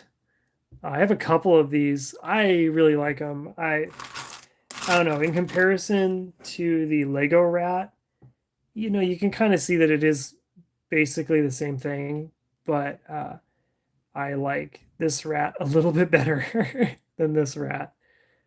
Yeah.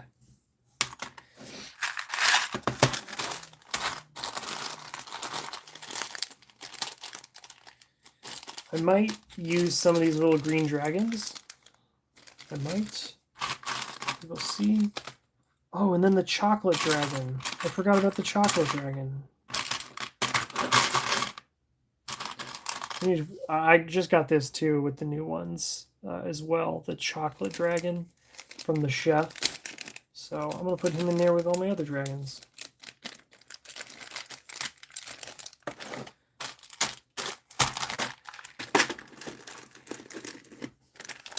Because it is for the Horde of the Dragon Queen. Are you using Lego also for Warhammer? No. No. No, I have Warhammer, guys. Usually I do Warhammer painting streams, but these are my Night Lords.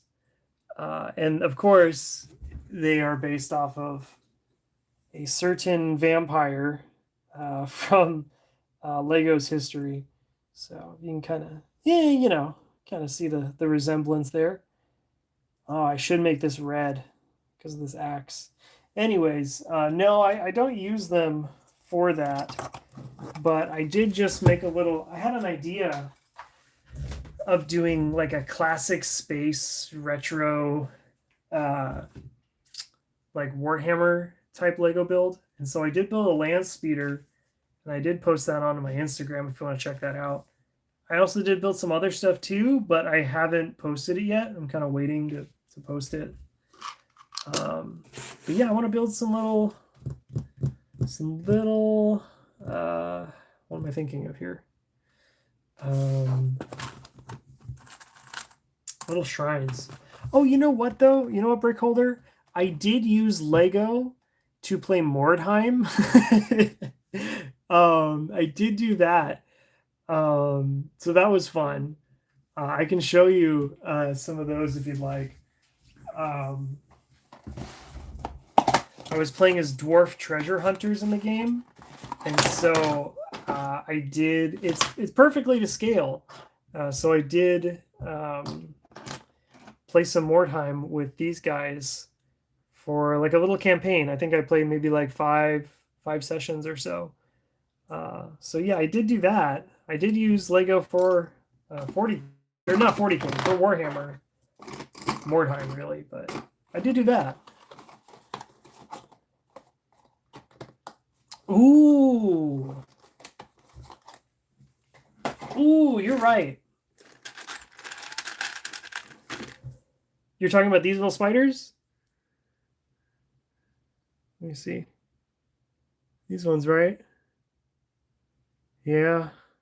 Just get a little green piece in there, little It's funny how I knew exactly what you were talking about and had it right there. Yeah, the little, just do that. Oh, that's perfect.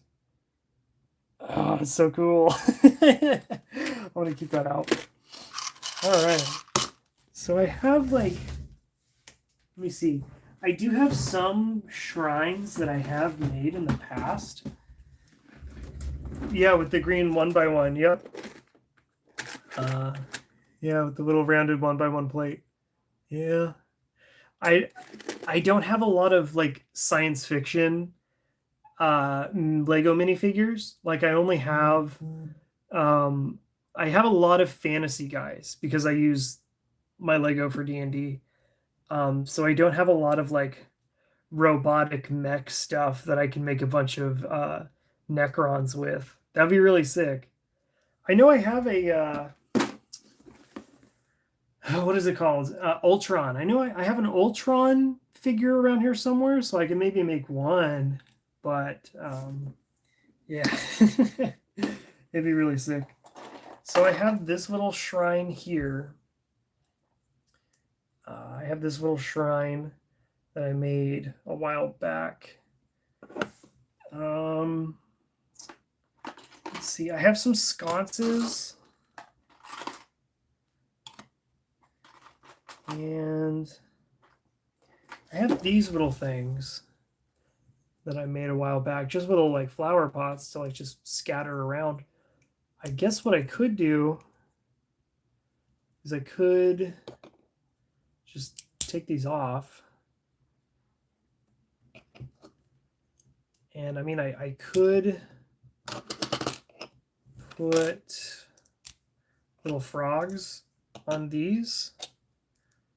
Put this back on there.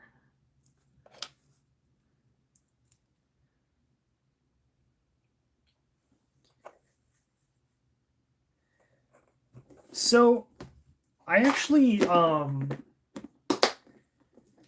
my campaigns that I run are in the Forgotten Realms. And I have my gripes with the Forgotten Realms. It's kind of like the kitchen sink of fantasy worlds, but it's more for simplicity for me and for my players. So for my players, it's I kind of give them free reign. They can do whatever they want. They can play as whatever they want. Most races and most classes are on the table. And then for me, it also makes it easy because everything is kind of like a Google search away. Like if they're going into a new town, I can just Google, oh, what's in this town? I have done my own homebrew stuff before, but it's just, it takes a lot of time. And basically I'm running D&D once or twice a week at this point. So it's kind of hard for me to put in that much time into something totally unique. My campaigns are still unique. I will say that, but I'm not running like a specific like Lego world based off of anything Lego specifically. It's more that I just build a lot of scatter terrain and stuff with my Lego. So give me 1 second here. Yeah, I am the DM. Yeah. Yes, sir. So I guess what I could do for like some little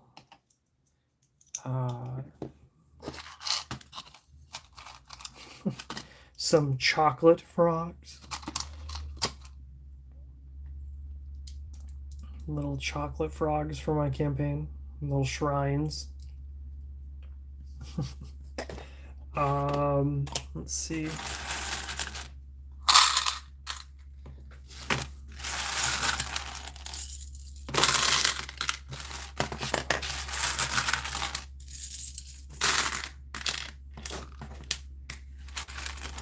So right now, the two campaigns I'm running right now are Horde of the Dragon Queen, and then I'm also running Storm King's Thunder.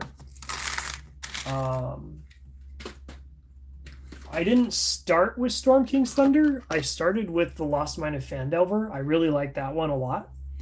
I really like Lost Mine of Phandelver, and I after they were done with that campaign, I moved them into Storm King's Thunder. And then what I'd like to do is I would like to. This is a fever dream. This is something crazy. I don't know if it'll ever happen, but I would like to combine the two groups so that at some point, both running uh, the Rise of Tiamat at the same time, and then at the very end, when Tiamat's finally there, they go and they fight Tiamat all together. That would be crazy, but that's kind of my running plan right now. It's probably a year off. It's probably going to be a while until it happens.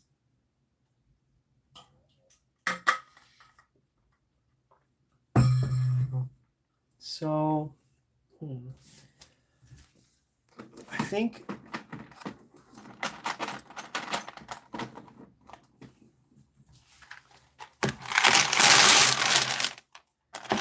what else I want to do is I want to, those little like wall alcoves that you put like candles in and stuff. I think I'd like to do that with a couple of these frog shrines. So let me do that. I'll pull out my dungeon like walls. I do have specific walls and stuff like that I've been using for a long time for my D&D games. So I have like these little walls here, and they're modular, so they come apart. So I kind of want to look at this, and hopefully that'll kind of give me an idea of how to recreate these little shrines.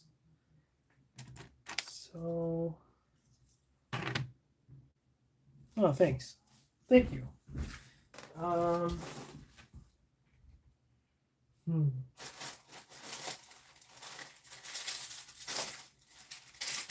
I try to keep everything kind of uniform. Just for my own reasoning, I guess.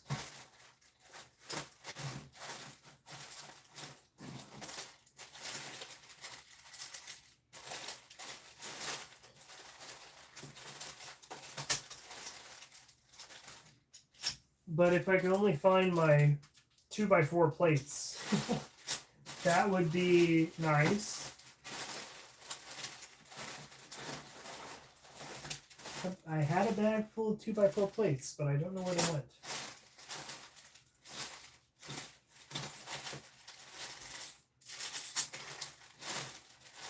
I have 2x4 tiles. Where did the 2x4 plates go? Wow. There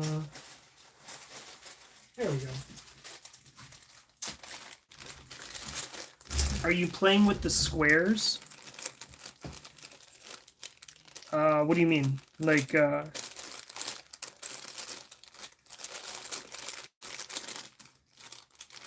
like, I'll elaborate.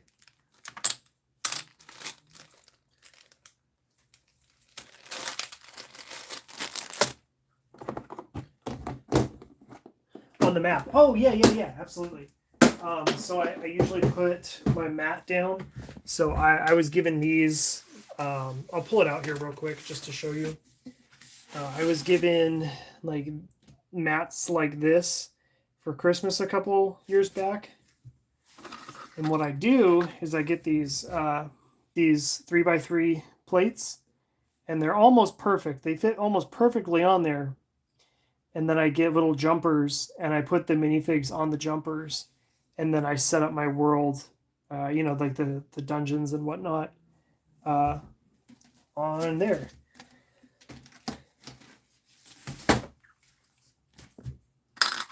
So yeah, I do use a map, but for like walls and stuff, I have walls.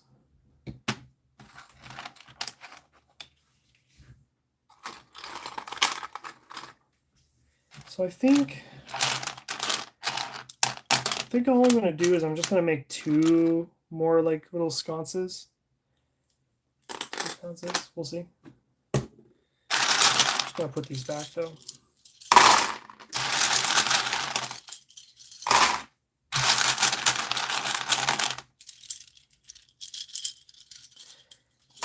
Actually, I think it's a 1-inch grid.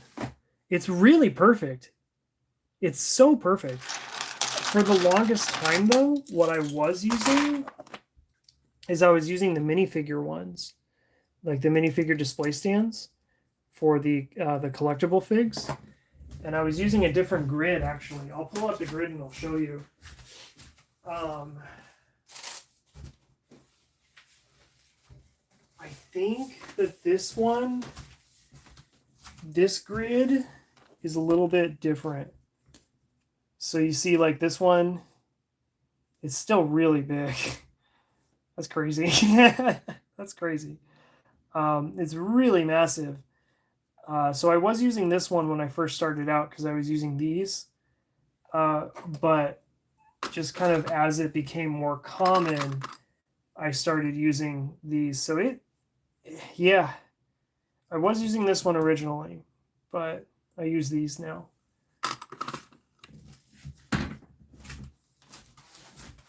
I think that this one is a little bit more to scale with a minifigure. Like this makes more sense that this is like a 5x5 square when comparing it to the other ones that I've used. This is definitely more of a 5x5, but it's just big and it's kind of hard to, like this thing is massive. It can barely fit on my table. It's really big. And so the ones that I currently use are a lot smaller. I think those ones were on Amazon, if you're interested. I think that's where they were purchased. My sister-in-law bought me them, so I think they were on Amazon.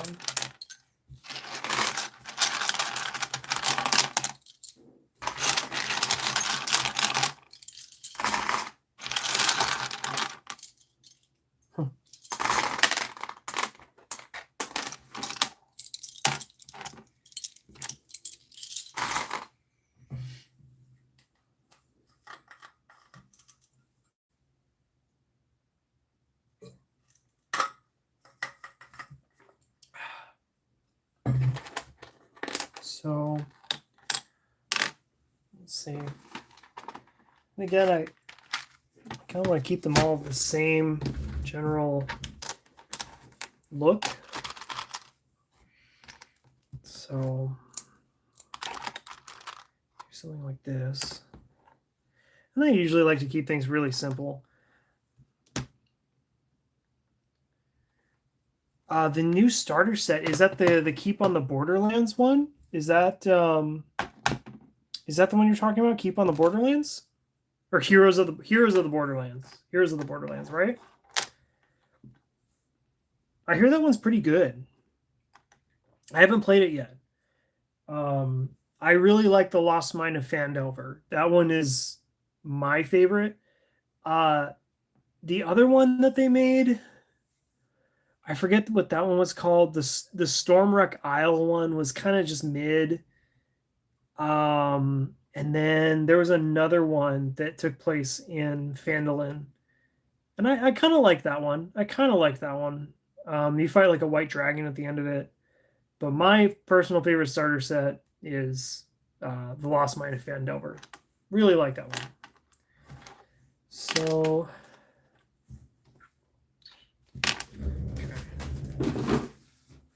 I want to do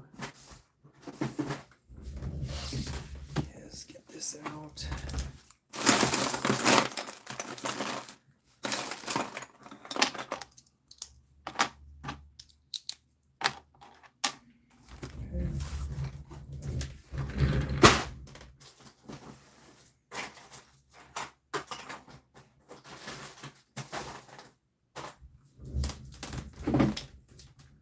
You were also playing Stormwreck Isle.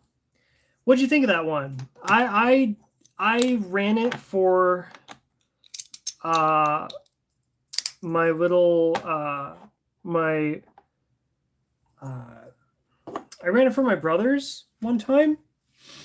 And it was fine for new players, but I don't know. I didn't really think it was anything special.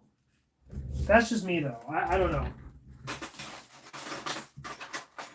And are you running it as a DM or are you just playing it?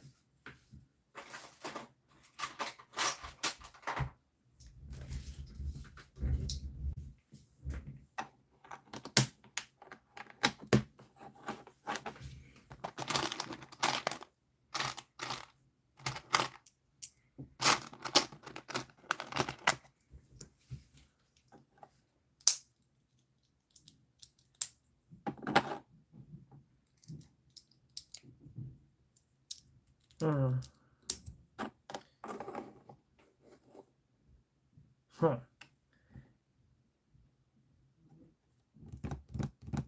I'm trying to think here.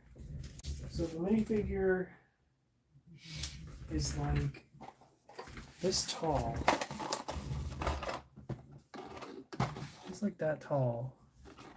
This is a dwarf though. It's kind of short. I don't know. Kind of short.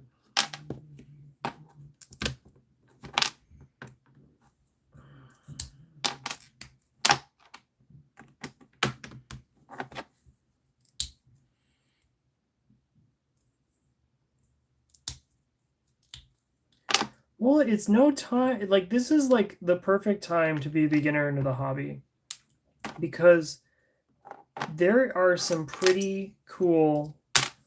The new starter sets are really easy to run, especially Heroes of the Borderlands. Heroes of the Borderlands is, I hear that it's really good. I'd like to try it out for sure. Stormwreck, I was DMing that one and I wasn't feeling it, but like I'm also used to running like really big adventures, so I don't know. Uh, yeah, that one's that one. It just wasn't my favorite to run for sure. Um, but I've ran a bunch of campaigns. I've been doing this since like 2017. So we're coming up on 9 years. So I've been running a lot of D&D campaigns.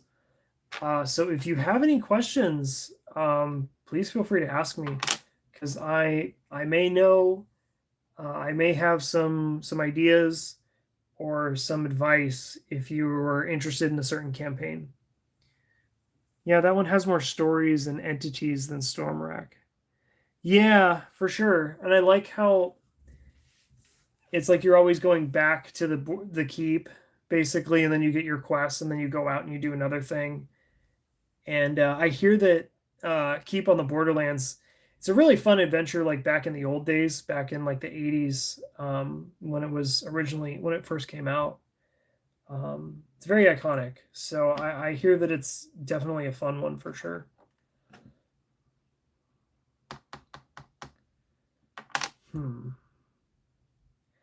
Oh man, you know what? This is in a cave. What am I thinking? It's a cave, and I have cave pieces. So I don't think that I need this. I don't think that I need these little sconces. I'm gonna build sconces, but not like this. Not like this. I'm gonna put these away. I have like so brick holder. Yeah, exactly. A cave has no windows. Exactly. Yeah, exactly. Give me 1 second. I'm gonna pause the video. I'm gonna keep myself on. You'll still be able to hear me, but I'm just gonna move the camera here real quick because I want to pull out what I use for caves. Ugh. Sorry for all the noise. Okay.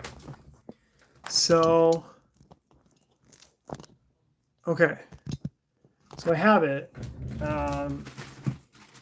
So again, you're gonna find this out about me, but I like Mega Bloks. I have no problem using Mega Bloks at all. So this is Mega Blok, and I use these for my caves. Don't judge. Don't judge. So I need to build something kind of like this for my cave walls. I'll still do little sconces in the cave walls, but yeah, a cave has no windows. You are very right. Very funny. Okay, let's see.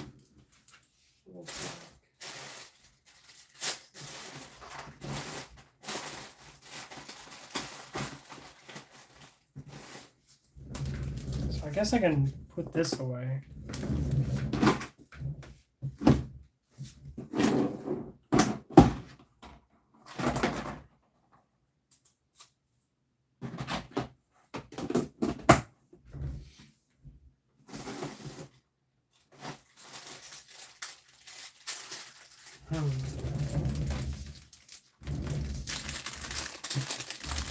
So let's see, these things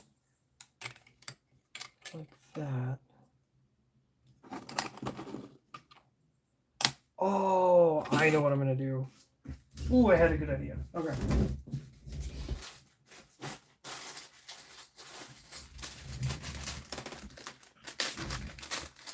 So what Mega Bloks does is they make these other parts that are interesting for their caves. I'll pull those out too, just to show you.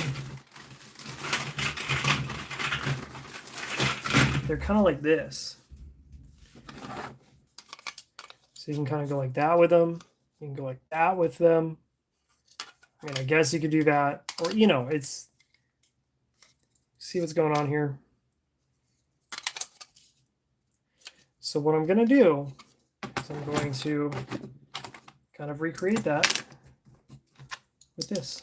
So, yeah. That. And okay, cool.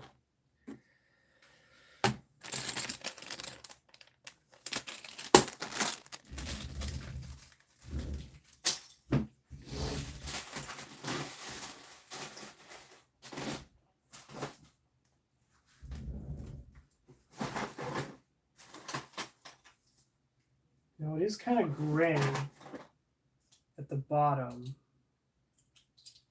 So maybe what I'll do is something like that, that.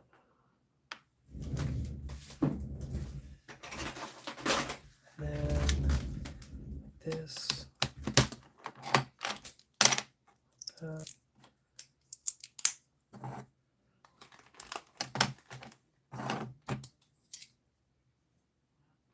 All right. Yeah.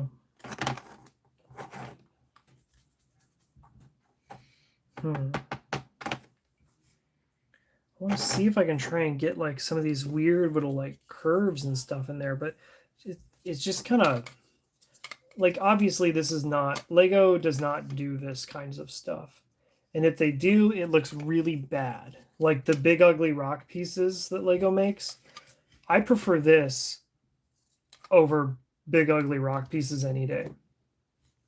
Yes, this by definition this is a big ugly rock piece, but this looks 10 times better than any Lego big ugly rock piece that they've ever made.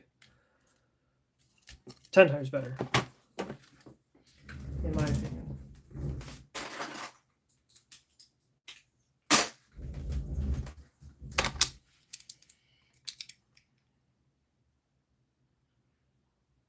You should make, you're right, Brickholder. You should make like a modular dungeon, because I throw that into a shoebox and you would not believe how many times I have used You would not believe how many times I've used these things, man. I've had these for a really long time. These like modular little dungeon walls, or not dungeon walls. These are like castle walls, you know. But like this. Like I have this one with the window, or this one where it's been broken open. Yeah, I really would suggest building some modular like dungeon, not tiles. I would say dungeon walls. For sure, dungeon walls. And if you can get your hands on a bunch of big ugly rock pieces, like honestly, I don't think that they look horrible. I really don't. For like, you know, if you're in a dungeon and it's like a cave system, I think that it's perfectly acceptable. I have an enormous bag full of big ugly rock pieces that I just don't use because I have these and I like these. But really, like, that's fine. You know, it really is fine. Just add a couple pieces to finish up, like, you know, right there and right there, and you're good. Put, what I would do is if I was in your shoes, what I would do is I would put, like, these pieces in here so that you can hook them in together like that with some pins. If I was just starting out again, that's what I would do. And then I would, you know, of course, tile off the top of this in case you want to stack more on top of each other. I hate these ones though. These ones are horrible. But if you wanted to, like, maybe make like you could do something with it. Like if you wanted to make like a corner, maybe you could do that. Some sort of like a corner piece, you could do that. They do have these new corner pieces, but with that system that I kind of described, it is kind of harder to use because look right there. Like you can't, like, unless you wanted to cut that off, which I don't suggest doing. I don't suggest doing it. But if you want to cut that off, you could, and you could try and, like, you know, tile these off right here and then set up those little tube pieces. But let me see what you said. What is that piece? This piece right here? It's a corner. It's a corner rock wall. No, so what do you say? I thought the 8x8 or the 16x8 ground plates with different floor types and modular walls to put up the plates. Yeah, you could do that too. That was an idea that I had for a long time, but like once you start adding walls to it, it does make it hard. Like you really have to plan ahead, because I've tried it using the 8x8 and 8x16, 8x8, 8x16, and 16x16. I have tried it, and it does get funky once you start adding walls to the situation. So I'm just saying, you really, really have to plan ahead and make a lot of different like changes. So like I can show you like an example because I have thought about this. I have spent time thinking about this in the past. So I have a couple that I'm just going to pull out right now. So let's move this out of the way. So I have this piece. This one's a cool one. It's cool. But it's 2 plates high. So there's that. That's your first problem, because you have these ones which are only 1 plate high. So let's say, for example, you you just, it gets really confusing because you have to have like, let's say you want this one to be just a wall. Okay, you can never have this one there because then you have to try and connect it up to this.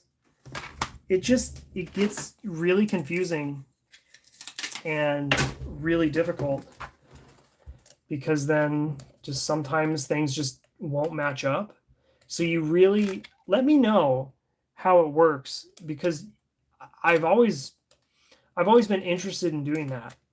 But yeah, I've just never gotten around to it. I've just had a lot more fun, and I think it's a little bit more simple just to make the walls and then put down like a battle mat underneath it. I think that it's easier. I think that it's also easier for storage as well because these are really big. Yeah, you need Technic-Bricks to connect that. Yep. So I've thought long and hard on it, and I came to the conclusion that it's just easier to make walls. I'm not saying though that you can't do that. I want you to try. I want you to try, and please let me know how you get with it, because I have thought about it for sure. I just find that the way that I've come up with it is just so much easier than using those 8x8 or 8x16 or 16x16 base plates. I think that it's like, I think the way that I've done it is like completely more modular. And I kind of stole the idea from someone too. Like I'm not real, this isn't really completely, it's not completely my idea. I will say that. I saw it online somewhere and I don't remember who it was that did it. So it was so long ago. I had these for, is that a tree? No, okay. I'll show you what this is. I will show you. Give me 1 second.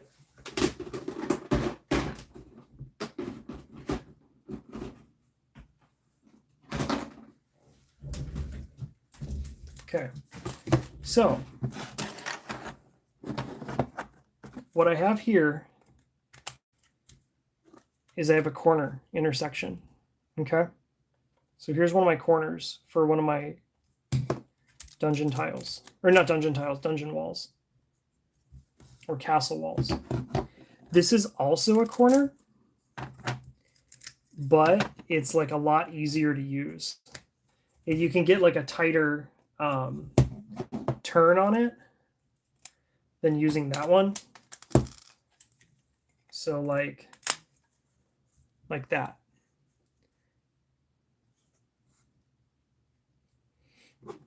And then let's say you want to like hook in something like this, you can. So you get this front end here, and then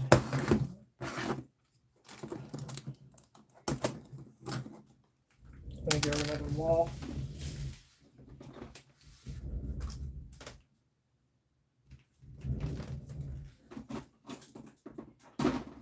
So then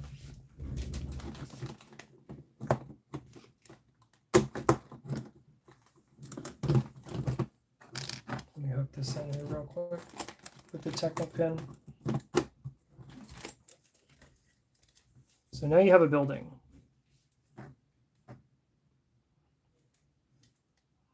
And yeah, like you could use this as well. Like you could. It's just a different way to go about it. Because I only had enough pieces to do like 2 of these, so that's what I did. And then I had these little columns. I'm going to call them columns. These ones are the column pieces. And then I just put the battle mat underneath, and I go from there.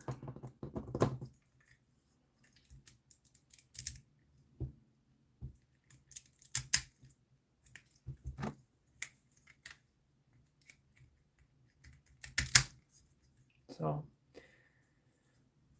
and if you feel free to take this as an idea. Like I don't care, dude. I'm pretty sure that I took this from someone a long time ago, and I never credited them. Whoops. Or I might have. It was from so long ago. I just don't remember.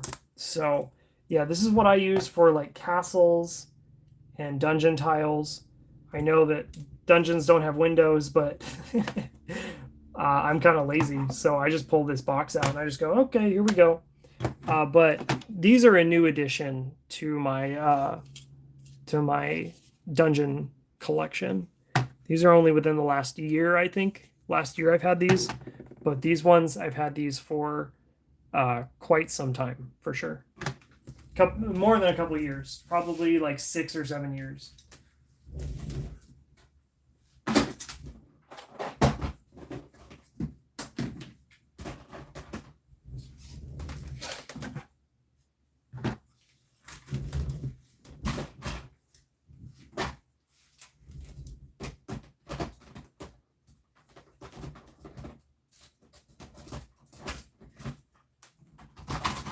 And then on top of it, when you're just building the walls, so when you're just using walls, I just use these shoe boxes to fill the stuff in. And yes, with this one here, this one was new. I just made this one maybe a couple weeks ago. So this one, I gotta find my doors. Give me 1 second. The doors are around here, but like let's say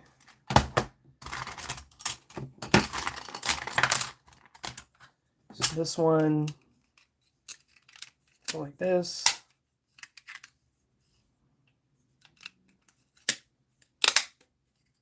And then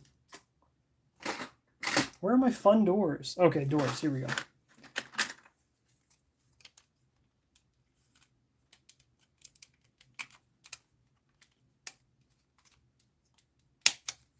So again, we have something more modular that, you know, I can easily switch out things. Or let's say, you know, I just want it to be a barren wall.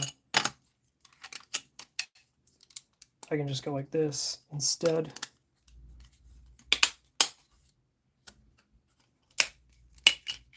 It's a little boring just having the, you know, these ones here. But yeah. Or, you know, whatever. I do have the smaller ones too. I kind of like these ones a little bit better.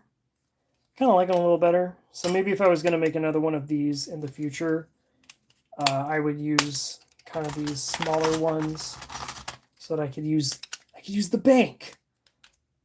Or I could use, oh wait, nope, that's the wrong one. I could use the sheriff. Or I could use the general store. You know, I have so many of these old classic ones. Or, you know, if I wanted a little bit more Asian inspired, you know, I could use these ones too. So, and then I use these old classic doors. But obviously you can obviously use these ones too with the clippies. I just like the old classic doors a lot better. I'm an old classic nerd, so yeah. Can you switch the windows with candles? Are you talking about... Oh, I think I know what you're talking about. Sorry, I see what you mean. So you're saying this, switching out this with candles? You know what, dude? You're insane. But I think that you are on the right track. I've never thought about this before.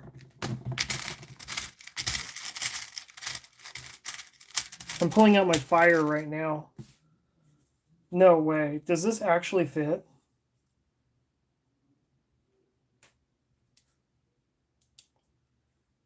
Wow. Wow. Dude. No way. I did not think that that would work. I just didn't even, it's not even that I thought that it wouldn't work. I just never even thought about it. So you're right, dude. You could do that. I see what you're saying now. You could do that. They're not, you see that? They're kind of wiggly. So like, yeah, they don't stay in there all the way. Maybe this one? Yeah, no. It's so close. Like, it's so close. But there's just that little lip. The little lip of the candle right there is just right over it. Dang. Dang. Okay. Very interesting. We're so close. We're on the verge of greatness.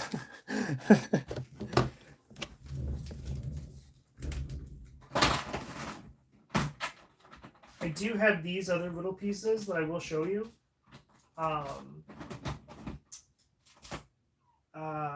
They are actual like sconces. They're Mega Block sconces, but I've never been able to like use them on something. I just have them off to the side. I do plan on using them for something, but gosh, they don't want to stay on. But yeah, this is kind of what they look like. They're pretty cool. I do have them in there, so yeah.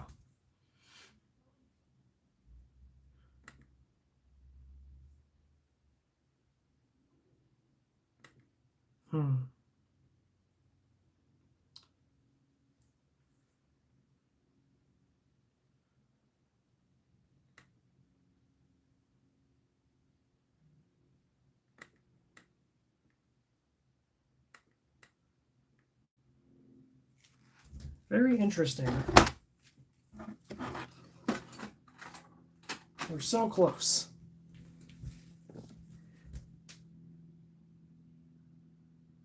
I use Lego figures. I use those 3x3 plates for the bases of the model of the figures, and I will show you some of the guys that I have. Let me just kind of pack up some things over here real quick, but I'll show you some of my player characters in my games. So for the Horde of the Dragon Queen, I have this little druid here. His name is Palo. This is Palo the druid. And then I have Morthos the warlock. This is a new character. I forget her name, but she's a druid as well. And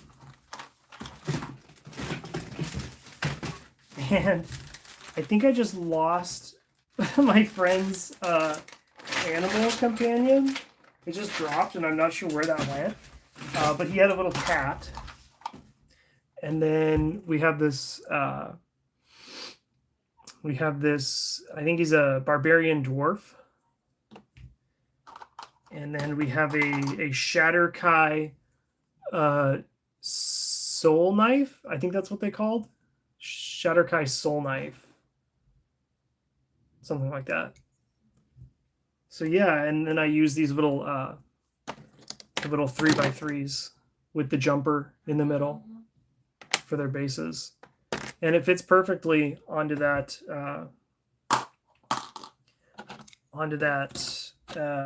battle mat, if you want to call it that.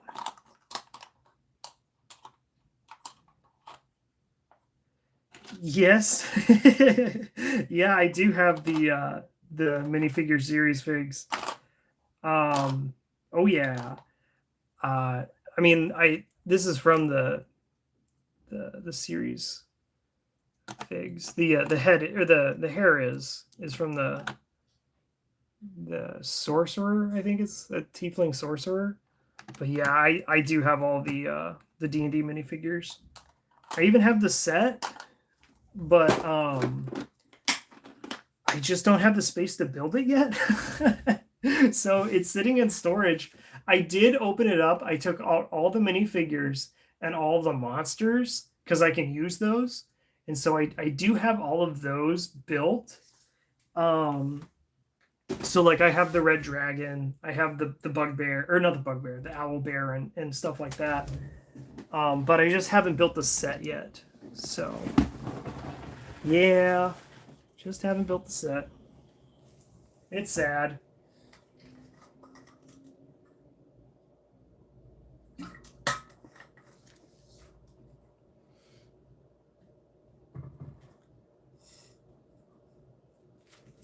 You bought 2 of them? Is that what you're saying? You bought 2 of the series figs for the D&D figures? Because I think I bought 2 of them as well. I found, like, on the first day that they were there, I found a box at Walmart. And I feel kind of bad, but also not. I bought the whole box, and so I gave 1 set to my brother, and then I took the other 2 sets. And one of the sets that I kept them all together, and I put them all like on a shelf. And then the other ones, I just took them all apart and put them all into my boxes of minifigure stuff. So I'll show you. I just have like so many minifigures. And those are only just torsos. So I threw them in there. So yeah, I just have a bunch for sure.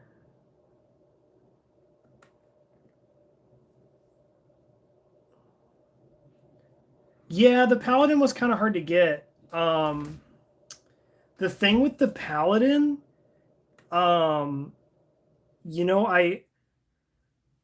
the paladin was hard, but I got kind of lucky, and I went into a couple Walgreens, and I was just looking around, and I saw that they had some of the D&D figs, and I was like, oh, let's just check and see.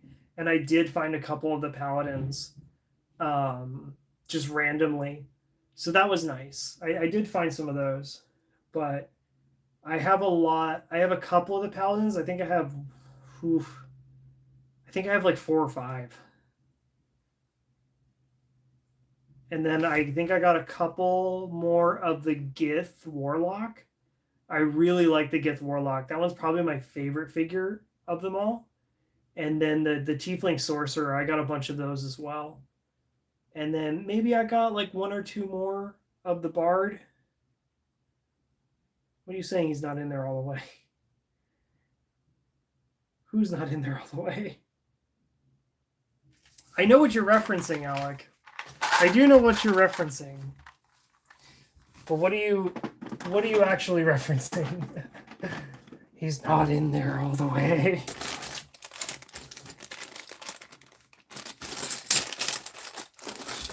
I'm going to try and get back to this here.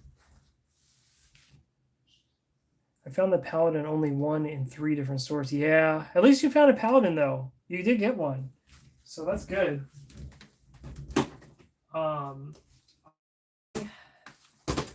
Yeah, I found a couple of the paladins just at Walgreens, just like drugstores. I found some.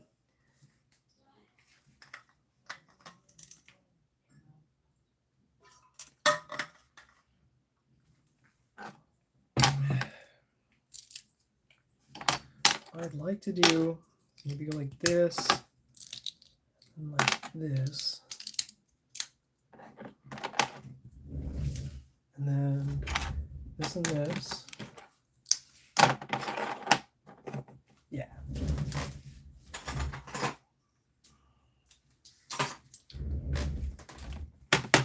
The paladin was really hard to find, but man, Toa-Tahu, he's getting kind of crazy too, man. He is getting crazy right now. The pricing for Tahu, that's ridiculous. It's just not right. It's not right. I'm trying to think of what I want to do here.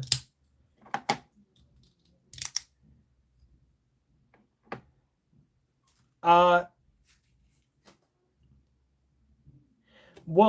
if we're talking, which class and species is the most played? I know that in the game Baldur's Gate, the most played race and species, or race and class, is like, I think it's half-elf paladin, which is crazy. It's crazy that it's half-elf paladin. Insane.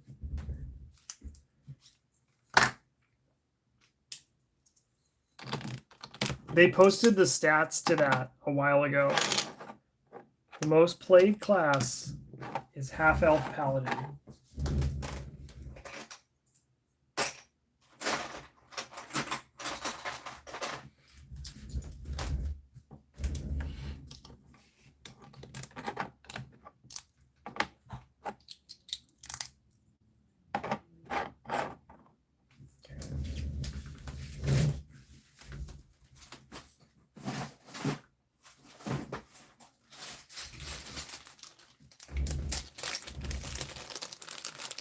Yeah, the characters are already kind of created in the yeah. Yep. There's only certain ones that you can kind of play as for sure in the starter set, which they're just trying to introduce people to the game. But honestly, Brickholder, like, everything is online. If you just type in D&D, classes 5e, it'll all come up. So I wouldn't worry about that. Like, it's pretty easy to find stuff for sure.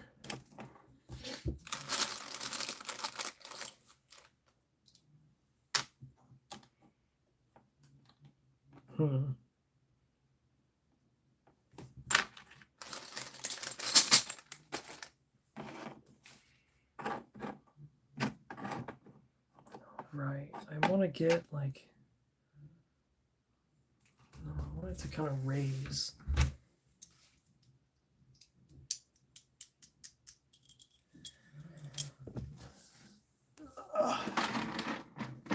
Trying to reach above the camera. Okay.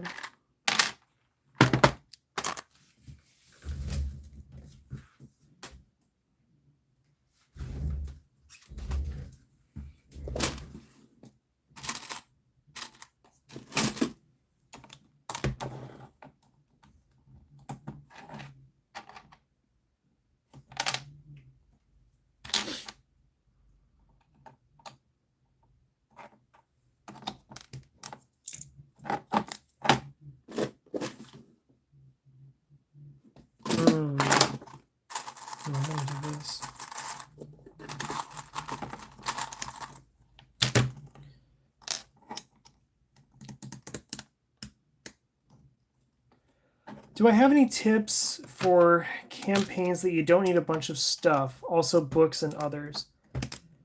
Okay. I'm going to tell you this. Do you have the internet? Like, honestly, you can find everything that you need to run the game on the internet. That doesn't... Now, campaign books are different. But, like, so let's say, for example, that you want to run Hoard of the Dragon Queen, which I wouldn't suggest. I would not suggest running Hoard of the Dragon Queen. But let's say you want to run Hoard of the Dragon Queen, and you get to, like, the first encounter, and it says, oh, you're going to run into 6 kobolds. All you do is you just Google Kobold 5e stats. And you get a web page that comes with the kobolds. Cultists.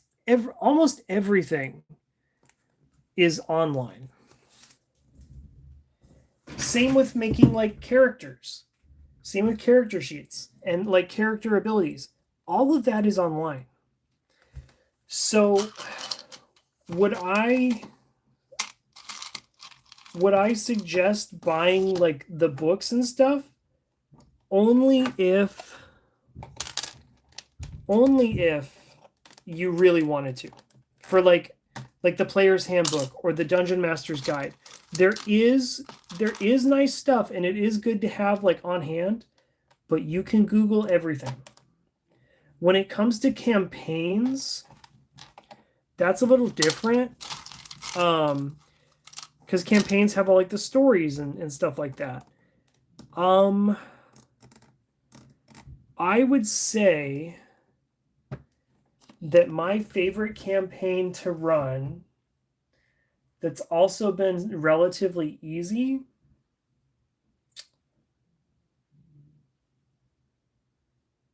I genuinely say that the Lost Mine of Phandelver is one of the best ones there is. But let me look through my books here because I have a lot of them.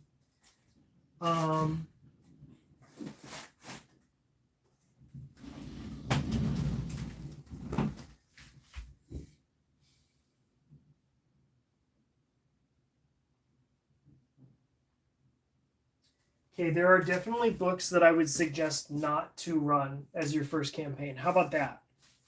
How about that? I will tell you ones that you shouldn't run. Ones that you should not run for your first one.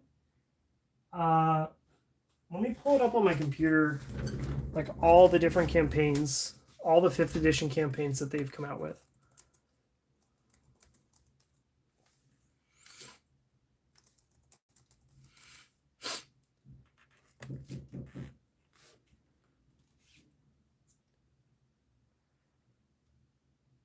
So the campaign settings. Let's see here. Adventures. The Lost Mine of Phandelver is really good. I like that one. Hoard of the Dragon Queen. I would not suggest that one as your first one. You're gonna kill your players if you do that one. You're gonna kill them. I'm running it right now, and I have changed it a lot. I think that there is a good adventure in there, but you need to really, really edit the game. The Rise of Tiamat is the second part of Hoard of the Dragon Queen, so again, don't worry about that one. I've never played, here's another one. I've never played Princes of the Apocalypse, but I haven't heard good things about it. I've never heard anyone talk about it before. Out of the Abyss. I don't like Out of the Abyss. Out of the Abyss is horrible. It's terrible. You start out as a slave and you're trying to escape the Underdark, and then like you escape the Underdark and it's like, well, maybe we should go back down there and help everyone out, even though everyone down there has been horrible to you. So like I don't like Out of the Abyss.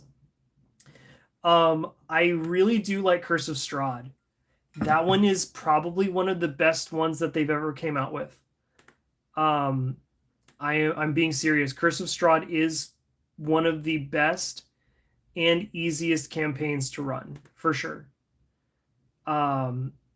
It's the only kind of horrible thing is that Out of the Abyss is dog butts. Yep. Yeah, Out of the Abyss really is not that good. Curse of Strahd, though, Brickholder, that one's a really good one. That one's pretty simple. Your characters just walk around. You know that your friends, when they're playing as their characters, they just walk around to different areas and they find a place, and then you just run that area, and it's fun. I like that one. I like Storm King's Thunder, but the beginning, the first 5 levels are pretty weird. I don't understand it. Tales from the Yawning Portal is another one. And I would not run Tales from the Yawning Portal. Only because it's kind of episodic, and it's good. Like, it's good in between campaigns. I would not run all of Tales from the Yawning Portal. I would not do it. Tomb of Annihilation, I would not do. That one is also very hard. Waterdeep Dragon Heist is very fun.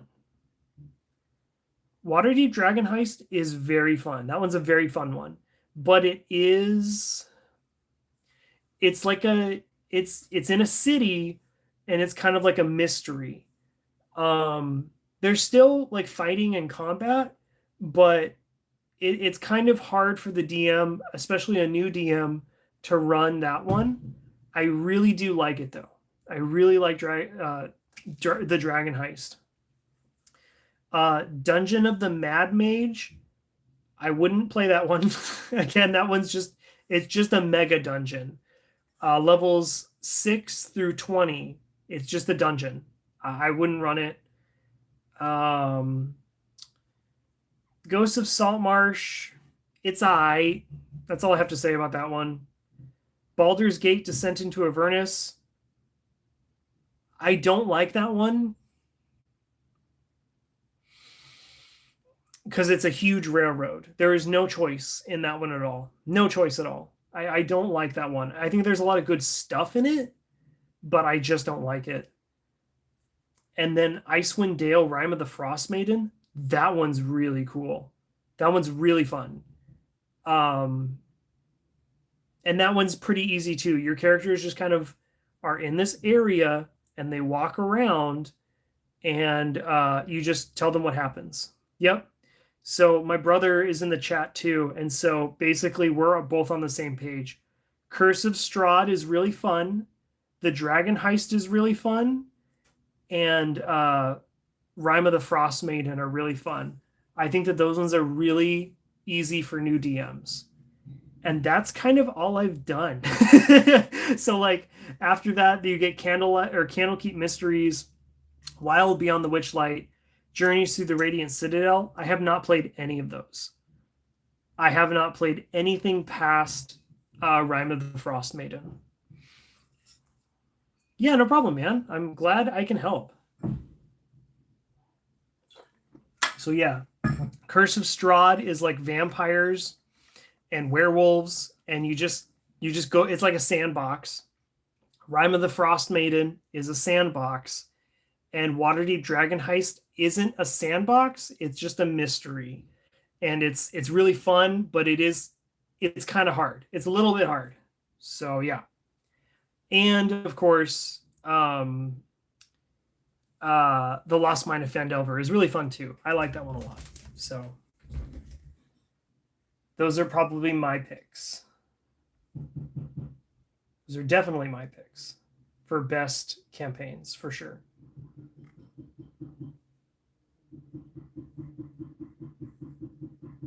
All right, let me keep trying to work on these little sconces. Let's see.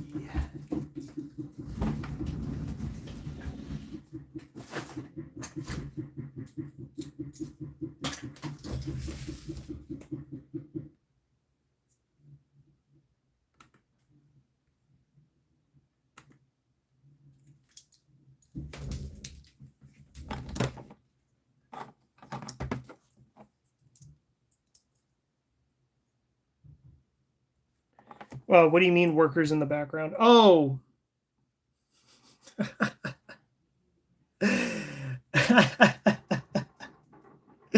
No, it is not workers in the background. I think my mom is making dinner or something. So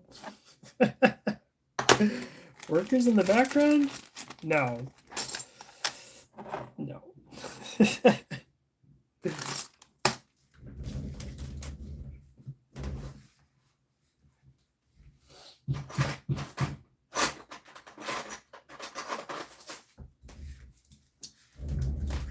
Well, that's no cool. It's just gray, gray, gray. I don't want that.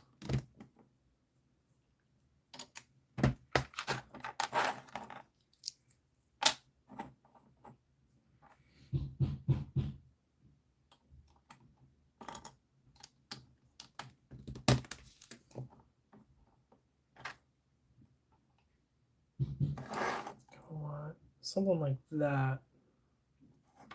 Let's see, yeah, I'm gonna switch this out.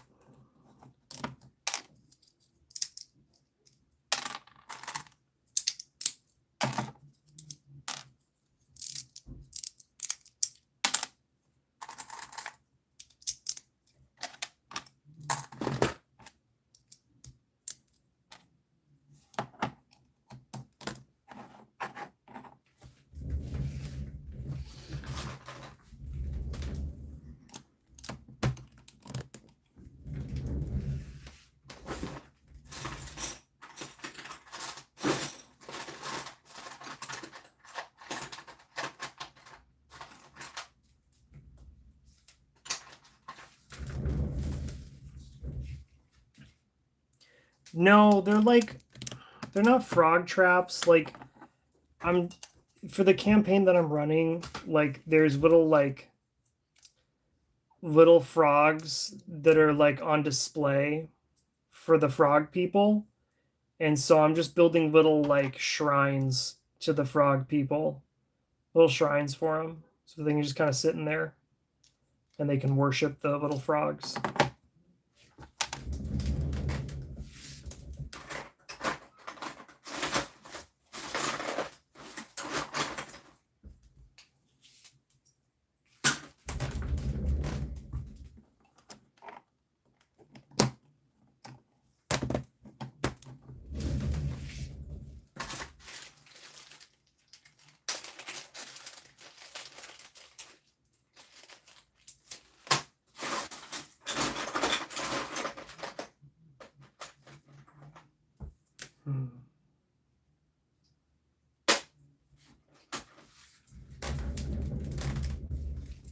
No, they're not Kuatoas. They're what is it called? Bullywugs. They're bullywugs.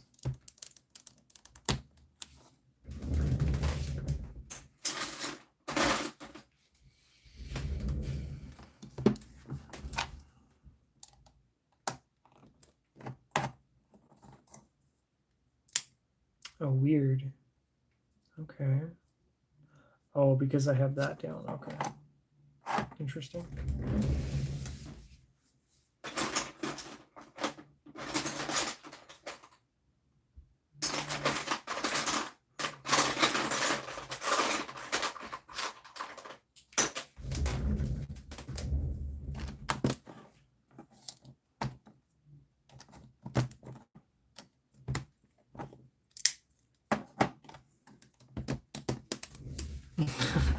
A bullywug gunslinger.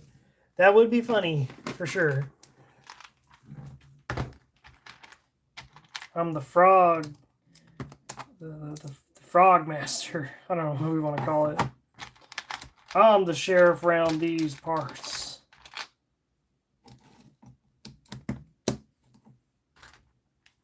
Sticky fingers, yeah. Sheriff Sticky Fingers.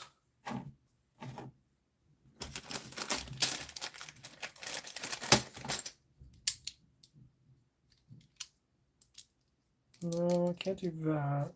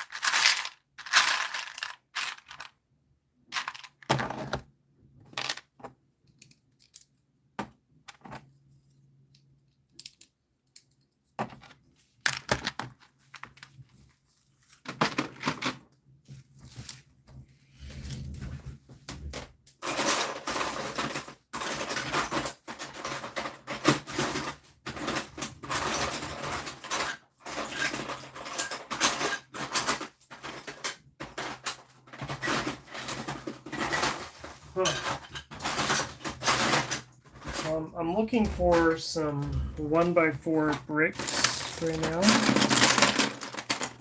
I kind of just use what I got most of the time, guys. Like, I'm never really...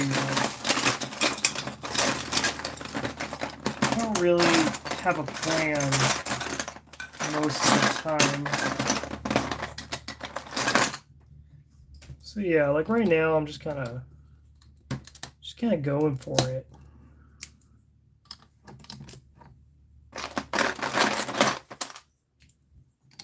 There we go.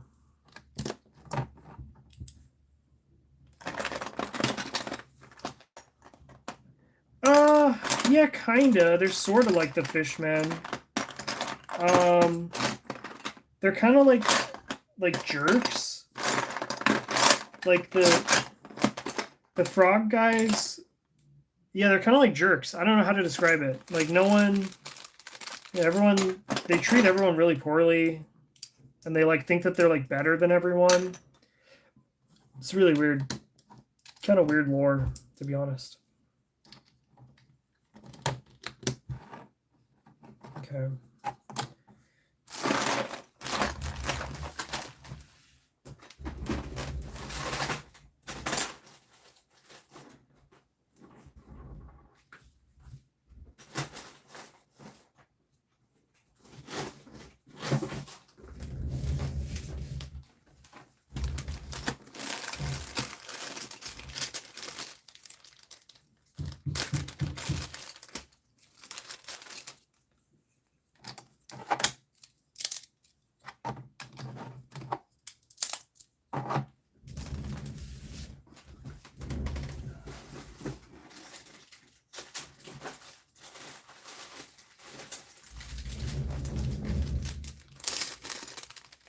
Do I ever think about building a Tarrasque?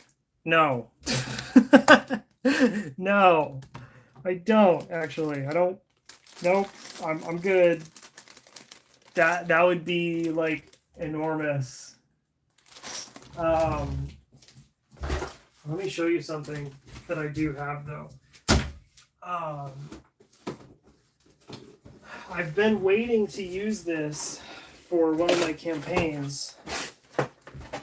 And I don't care what you say about it, but I think that it is pretty cool. And one of these days, I am going to use it. Just due to the fact that I'm running these campaigns. But I do have the Tiamat pop, and it's heavy. So I'm going to be using this for it, because yeah, this is it's a heavy boy, and I really like it. I think it's kind of silly and kiddie, but I think that's really sick. So yeah, I'm gonna use it one of these days.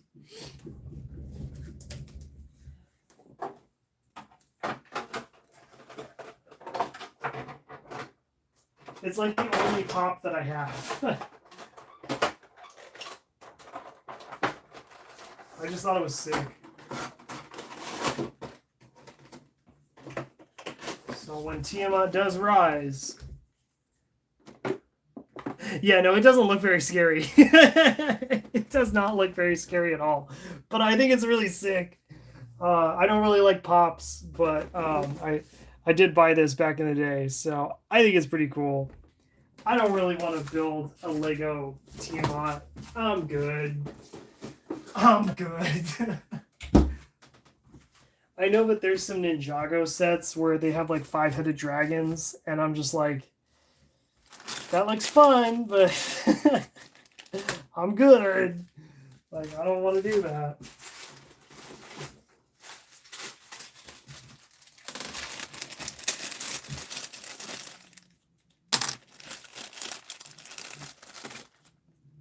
Yes, he kills his enemies with cuteness. Of course, yeah. For sure.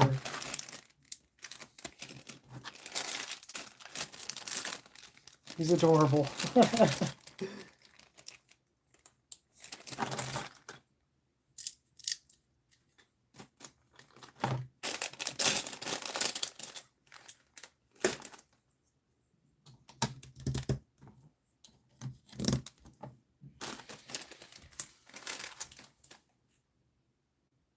No, Funko Tiamat doesn't need to get deep fried. No. No, it's the only Funko Pop I have, dude. All the other Funko Pops need to get deep fried. No, he's cute.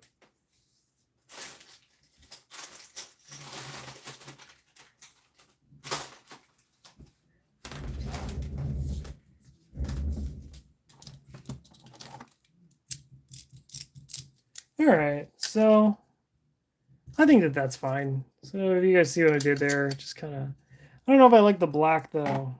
I think I'll switch that out. If only I had fingernails.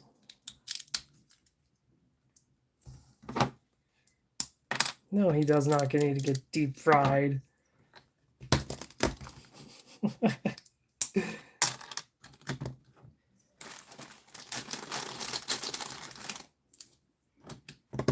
Yeah, that's fine. Yeah, I like that better. I wanted to include some black, but it's fine. It's fine.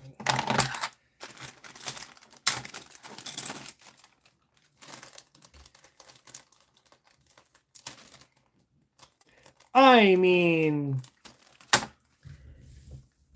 no, Tiamat would just respawn. After you kill Tiamat, she would just respawn in the Abyss. I'm pretty sure. So no, it's just in the storyline they're trying to bring Tiamat into the material plane. And if she gets to the material plane, that would not be good. But yeah, if you were to kill her in the material plane, she would just respawn back in the Abyss or Avernus. Because she kind of lives in both of those places, so yeah.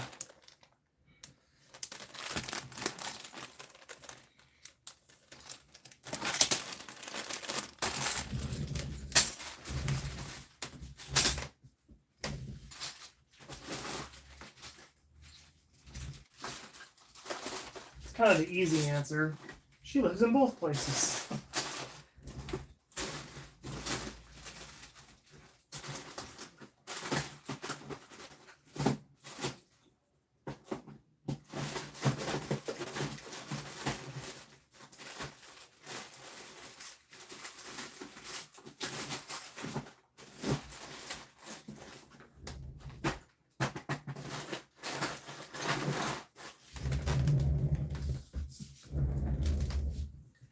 But yeah, I think we did a little bit of a successful streaming day today.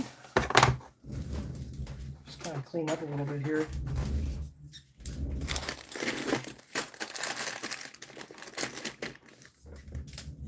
Where did my water go? Okay, there it is. Wait, what is the Wrath of Ashardalon again?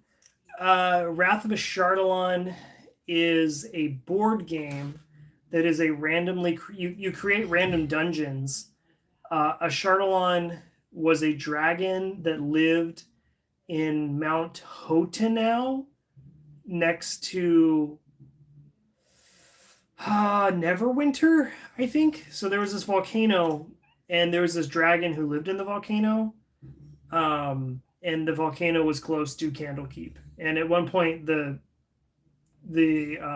volcano erupted, causing a lot of damage. And I don't know the specifics on that, but it is a board game. Wrath of Ashardalon is a board game, which I do own, and I do own all the minis for that. And I would like to paint those at some point.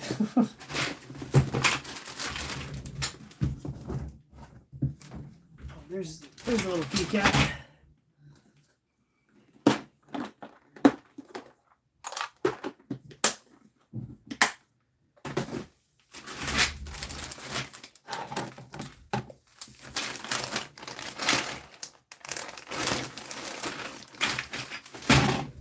So then I have those little sconces and whatnot. I'm going to put those back as well. Just getting ready for the campaign on Friday night, which will be fun. And what do I do with this guy? Need to find a spot to put him. Well, I guess I can put him in my my skeleton box. My box of skeletons.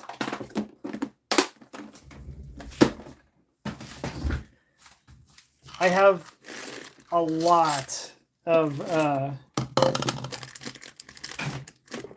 the dragon from the movie. Oh, no. That's Thumberchild. Thumberchild, I think. Thumberchild lives in the Underdark. No, a Chardalon is a different dragon. There's a Chardalon, Thumberchild, and then there's one more. Gosh, what's his name? He lives in the spine of the world. He's really sick. Let me look him up. So yeah, that's 3 red dragons that we got going on here. Let's see. Why is my computer being so slow? My computer's being slow. I don't know what's going on. Red dragon who lives in the spine of the world. His name is Klauth. Old Snow. Yeah, so there's Klauth. He's a red dragon. Then there's Thumberchild. And then there's a Chardalon. So yeah, lots of red dragons flying around. Too many. All my players were joking the other night. They were saying, "Oh, like they're like who's the wildlife guys? The guys, the rangers who are in charge of what is it? They're in charge of like the wildlife. Oh man, I forget. But here's all my skeletons. I got a lot of undead laying around here. Just a bunch of them. So yeah, I need to sort all these at some point. That is something that I gotta do for sure. Just sort all of my zombies and stuff like that. Maybe that'll be for another stream. I do want to show off all my guys though that I've collected over the years because I have a bunch. I mean a bunch of little like monsters and stuff. But I think that's probably for a different video. Like a whole series on that. So I'm not sure. How do you build kobolds? Ooh, good question. Let me show you how I build my kobolds. I have a bunch of them. Give me 1 second. So there's the cheap way to build kobolds, and then there's the expensive way to build kobolds. The expensive way to build kobolds, it's bad, okay? It's pretty bad. So here are my kobolds.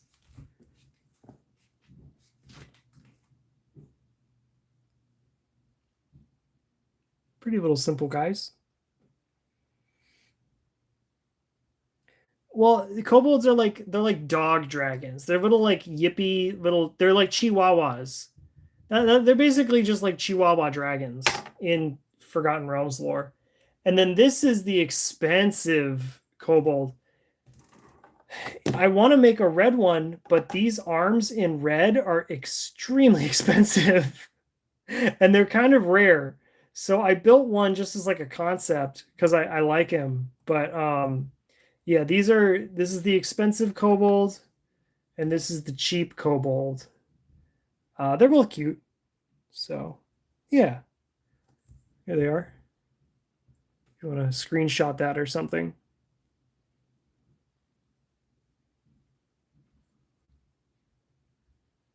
Tiny hat people. Looks like Tiamat. They're little baby ones. little chihuahua. They're the chihuahuas of dragons. They just yip yip yip. Ah! They're so annoying, but very cute. And then I also have some other kobolds too. They're winged kobolds. So I have these ones as well. These are my winged kobolds. These heads are from I think Brick Warriors. Let me look that up real quick.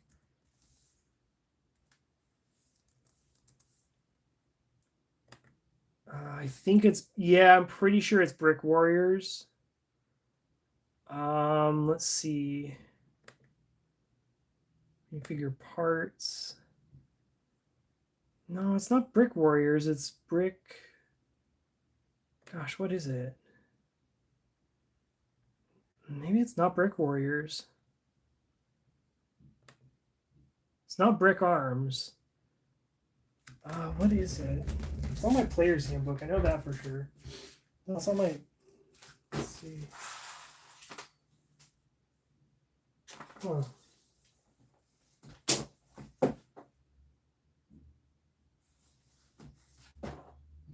Yeah, it's Brick Warriors. It is Brick Warriors, but I'm trying to find medieval.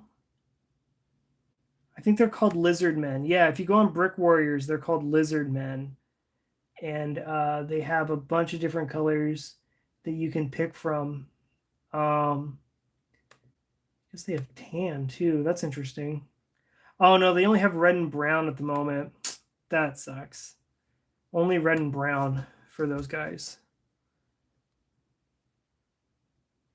No, I don't use the Dragonborn heads. No. Hee hee hee. There he is. Got the kobold. Hee hee hee hee hee. This is a winged kobold. So yeah, these were, let me check real quick. These are $1.50 for the little heads. So yeah, that's what I do for kobolds. They're cute. I do have a bunch of other stuff on my Instagram too that I posted. So Brickholder, if you want to go over to Dungeon Brickster Hobbying over there, go ahead and check that out. Because yeah, I got a bunch of stuff on there. So if you want to check it out, Dungeon Brickster Hobbying over on Instagram. I think I have it linked on my profile. I think I do. You can just go over there and check out my other stuff. But I'm probably gonna head out for the day, guys. Thanks for hanging out with me. I'm glad that I had some friends here today while just sorting and whatnot. But yeah, if you guys like this, go ahead and subscribe. I do this at least I try to do it every Wednesday from 12 Pacific Standard Time. Are you going to class? No, I'm not going to go to class. I'm going to go to class tomorrow night. I'm just going to do it tomorrow night. So yeah, just going to stay home tonight. But yeah, just if you guys like this, go ahead and subscribe. And I do this every Wednesday from 12 Pacific Standard Time to 3:30 or 4. But thanks for hanging out, guys. I appreciate it. See you around.